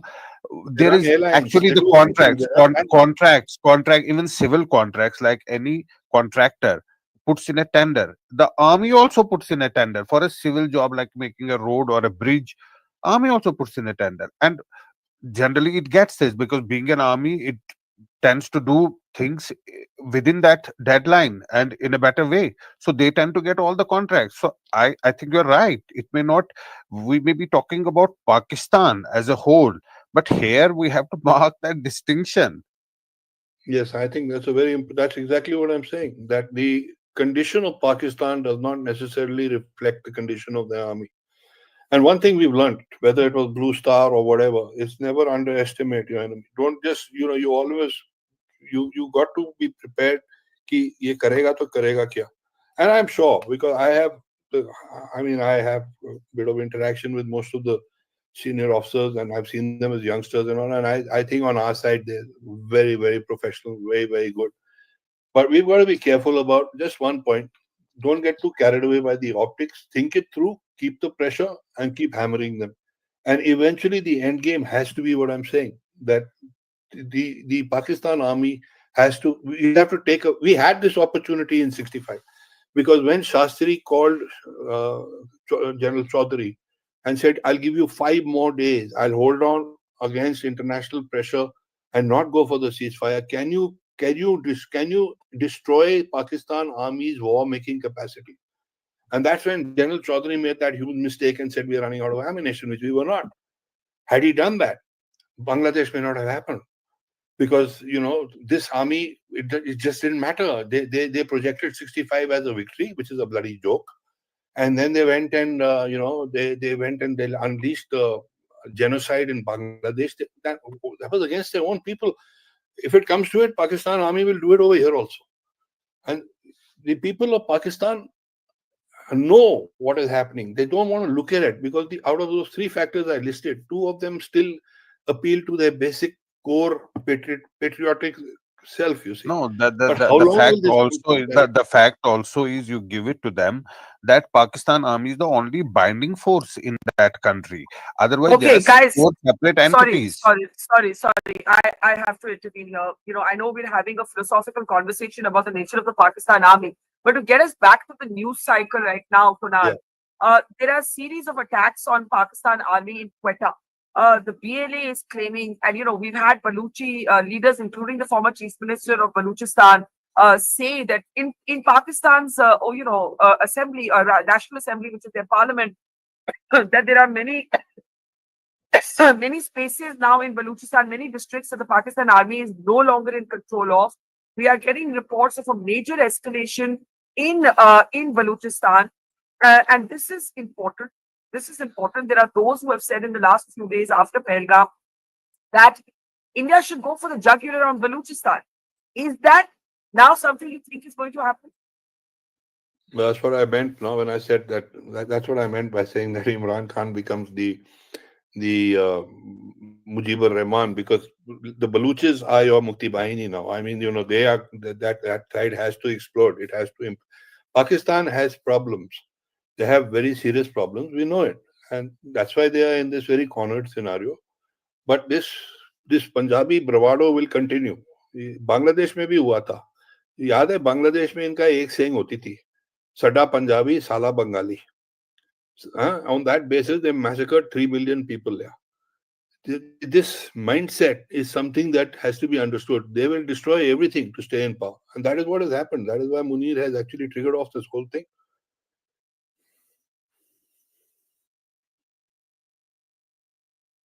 I can't hear you. You've gone. Sorry, I muted myself by mistake. I want to play out reactions that have come in from the United States of America in Washington just moments ago from the State Department. Take a look. Here called for the end of any support to terrorist groups. I mean, is it the view of the United States, along with what India says, that Pakistan is supporting terrorist groups? Well, obviously, in today's world, that's a call that we've been making for decades. It is the dynamic that we've seen in the Middle East disrupting lives. And clearly, what happened in Kashmir is awful. And we've all, of course, we send our condolences. The world has rejected the nature of that kind of violence overall, of course, and certainly the president has and continues to. But at this moment in time, there's like one thing that has to stop, which is a back and forth and a continuation of this. And that is what we're focused on right now. And we say stop the here called for. Marco Rubio. This morning, Secretary Rubio spoke with Pakistani Prime Minister Sharif and Indian External Affairs Minister Jai Shankar. In both calls, the Secretary emphasized the need for immediate de-escalation and called for an end to the violence. He expressed U.S. support for direct dialogue between India and Pakistan and encouraged continued efforts to improve communications. Today also marks the 80th anniversary of Victory Day for World War II. As President Trump said in his proclamation marking the day, quote, "We celebrate the unmatched might, strength, and power of the American Armed Forces, and we commit to protecting." Marco Rubio. This morning, Secretary Rubio spoke with Pakistani Prime Minister Sharif and Indian External Affairs Minister Jai Shankar. In both calls, the Secretary emphasized the need for immediate de-escalation and called for an end to the violence. He expressed U.S. support for direct dialogue between India and Pakistan and encouraged continued efforts to improve communications. Today also marks the 80th anniversary of Victory Day for World War II. As President Trump said in his proclamation marking the day, quote, "We celebrate the unmatched might, strength, and power of the American Armed Forces, and we commit to protecting." Marco Rubio. Let's talk a little bit about how the Americans have reacted. Trump's statements have been vague, banal. We're hearing the set piece appeals for restraint from Marco Rubio, from the UN. And we haven't really spoken about China. So, Kunal, what's your take on the geopolitics? I think Trump is giving you time. Okay. He's given you this 4, 5, 6 days. They will up the ante. It's already beginning to happen if you just go by this statement itself. Everybody has been a victim of terror, including Pakistan.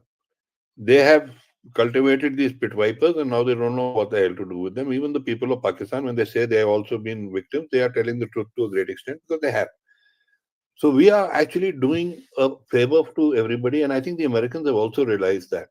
And they've allowed you that little bit of rope. What we are calling these vague statements by Trump are actually, I think, you got your 3, 4 days of 72 hours or 96 hours or whatever it is. You need to now make a very strong telling statement because, yes, the world is not going to sit and just let you carry on fighting. That much I'm quite sure of. Because as it is, the whole of, you've got Ukraine and Russia on one hand, you've got what's happening in Israel, you've got everything. I think the point has already been made by India. And what is happening tonight, how much damage we inflict is not the issue. It is the demonstration that we can actually inflict much more if we have to. And we're still being very restrained. So I'm not really, too surprised at Trump's approach to the whole thing. And I think there's a certain method in the way he's going about it. As far as China is concerned, China has always backed Pakistan, but they have never actually intervened. In 65, they didn't intervene. In 71, they didn't intervene. For them, Pakistan is a cat's paw. But sir, JF-17 Thunder is a Chinese gift to Pakistan, and now J-10 that China has given to Pakistan.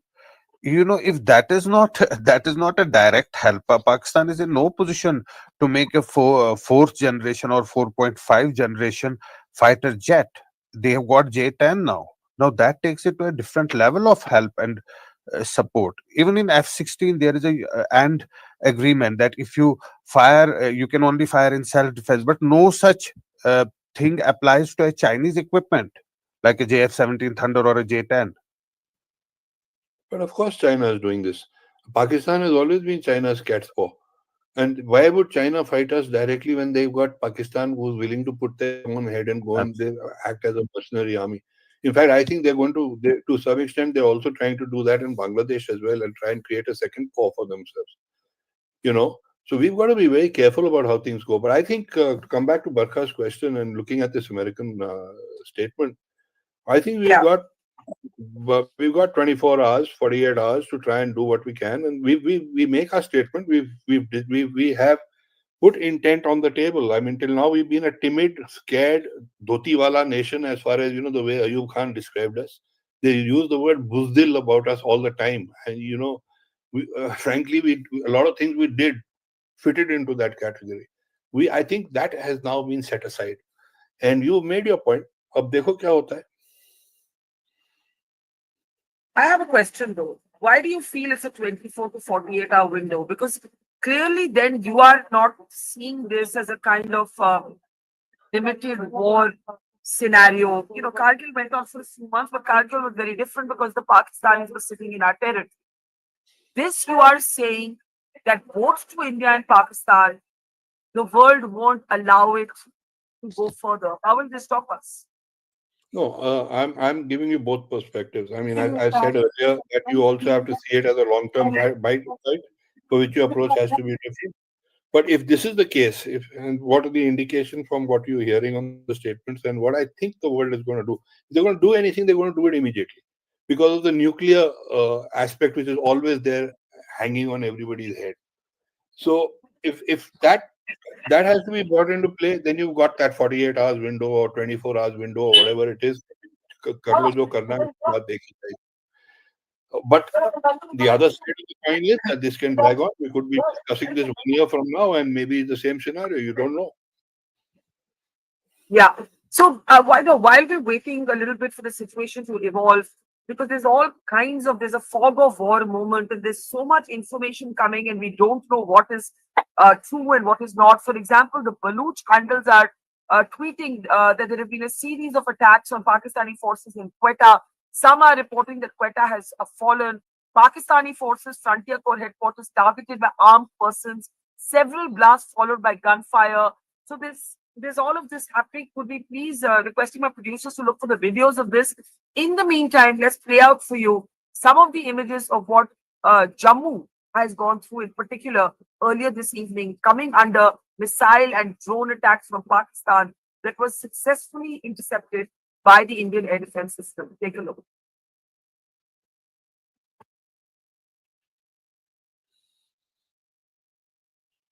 Play these images. I don't know.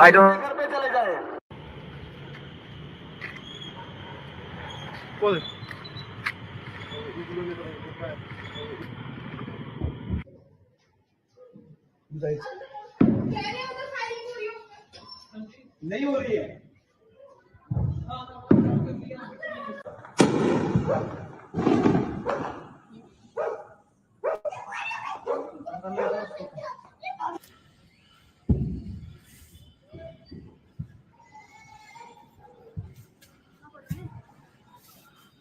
Intercept कर रहे हो ऊपर ना.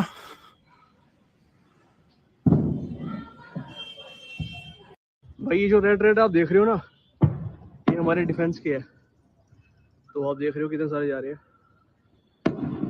ये main हमारी छन्नी city है, Jammu main में हो रहा है ये. तो देखो फुल स्केल वॉर है भाई, ये full scale war.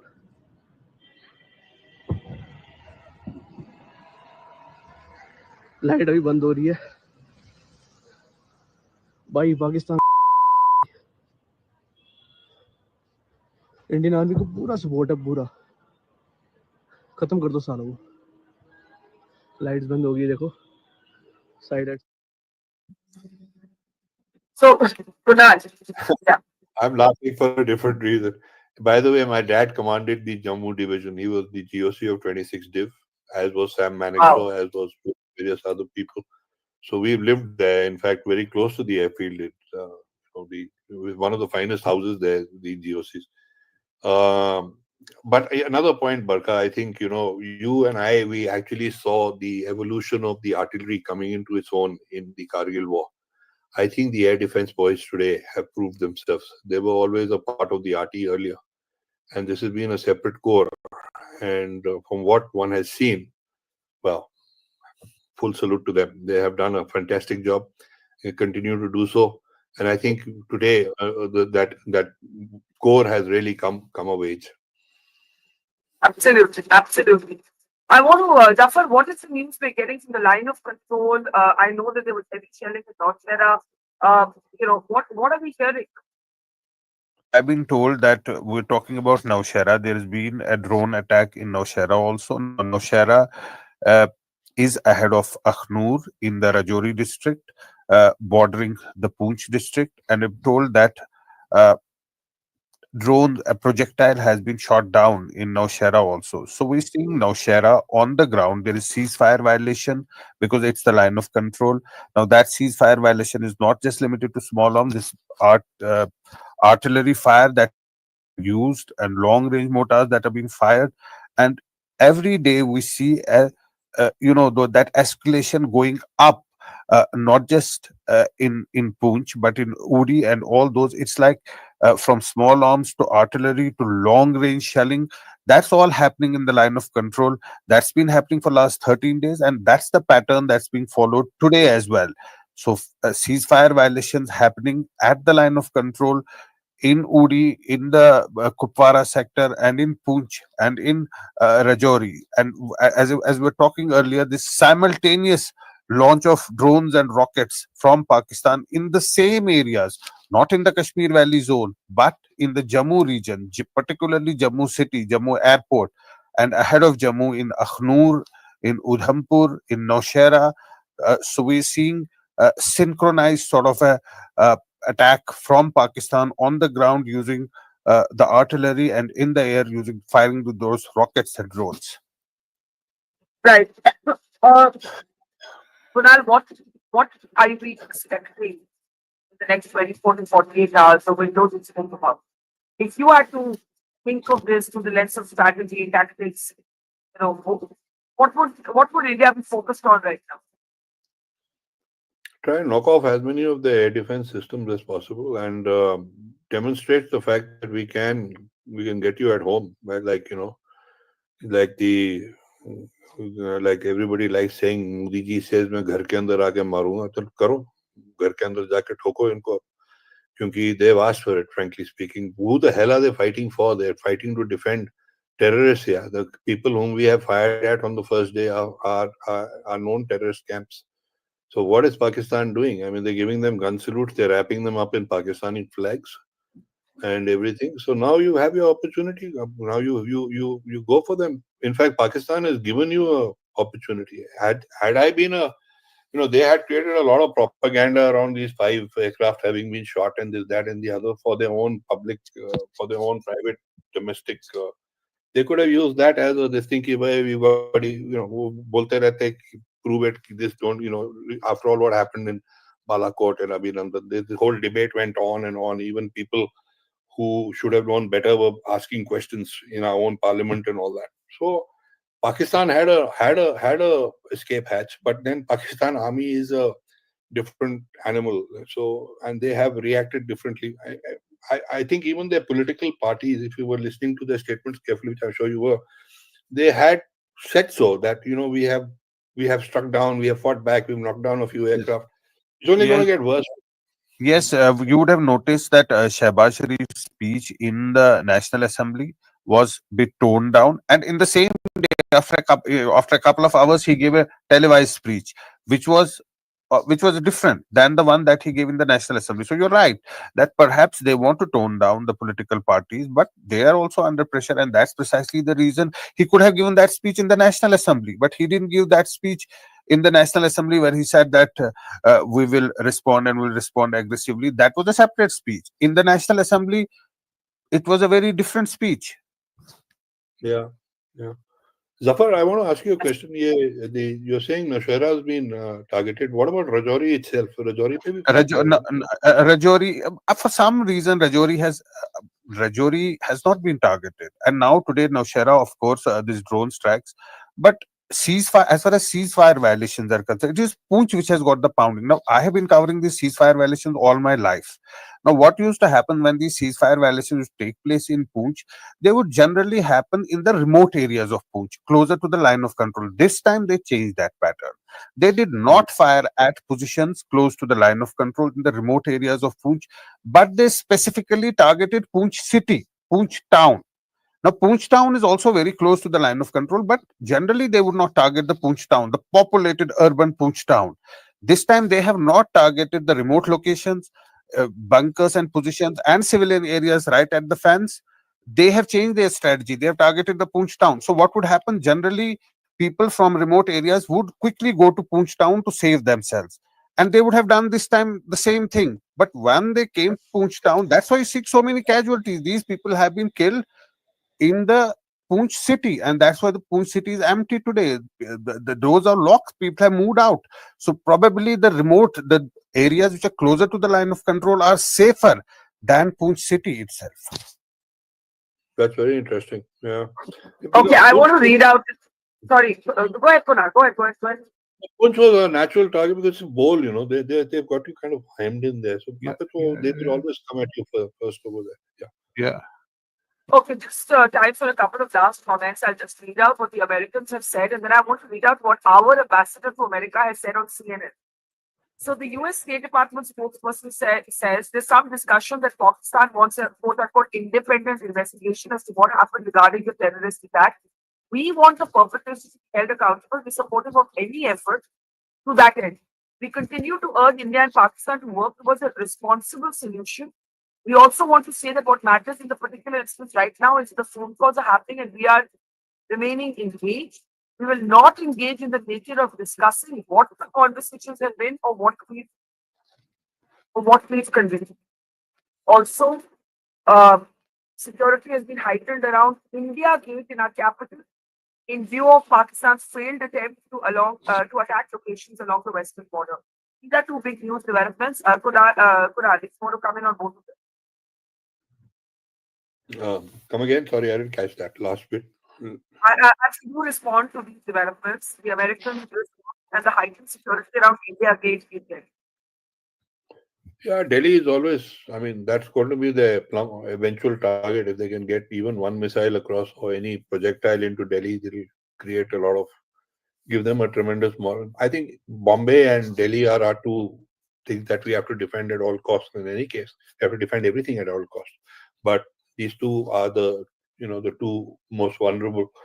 And the feeling of deja vu in this whole thing, because India Gate also, my dad did the NDC course, and I used to put my feet up on the railing and could look at India Gate down from there. And, in Jammu, I have the same kind of emotional attachment to the place. I just feel that this is all along, let's see what happens. I think whatever the outcome of this is, I think India should declare the Pakistani army chief as a war criminal. ये तो आपको कर देना ही चाहिए. We should say, because he has instigated this whole attack, and let these inquiries and all happen, but then brand him as a war criminal. The blood of those 26 people and the 14 who've been killed in Puch and whoever else has been killed is on his hands, and including the blood of the people who died on the Pakistani side. I'm including the bloody terrorists, because they are the guys. These guys have been propping up here. ये हमको क्या बोल रहे हैं? Just a last comment from you, Kunal. The Indian ambassador to America, when asked on CNN, "Are you at war with Pakistan?" said, "We're at war with terrorists." So, just a last thought before we wrap up. We have always been at war with terrorism. We've never, whether it's 47, 48, as I earlier said when I started talking to you this evening, the Lashkars coming in, what the hell was it? It was nothing but terrorism. What did they do in Baramulla? They raped, they killed, they plumaged, they did whatever. They picked up the women, they went away.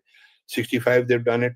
I was having dinner with my wife in TRC, very close to the TRC when the first bomb went off in 89. I remember the whole place shook.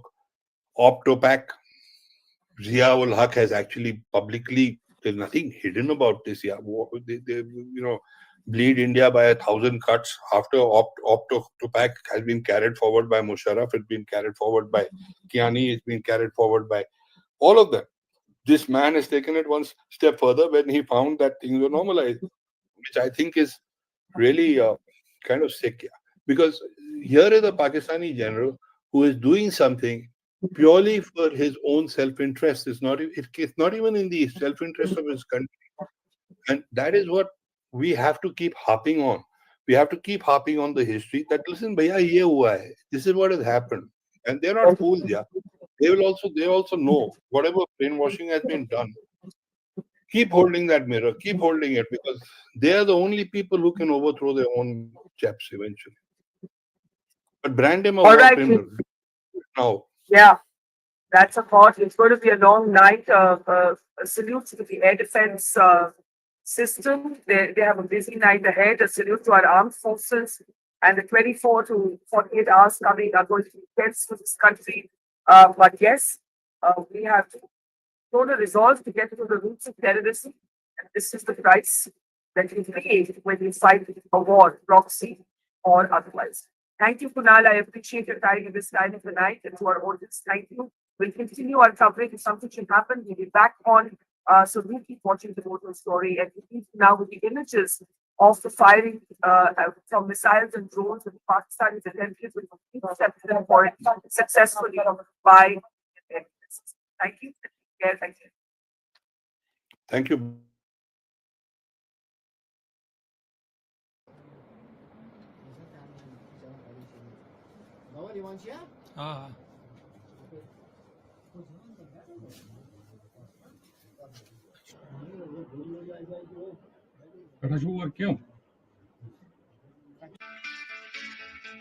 It's great to see you here. Thank you for watching our work. If you haven't subscribed yet, don't forget to click the bell icon and subscribe to Total Story.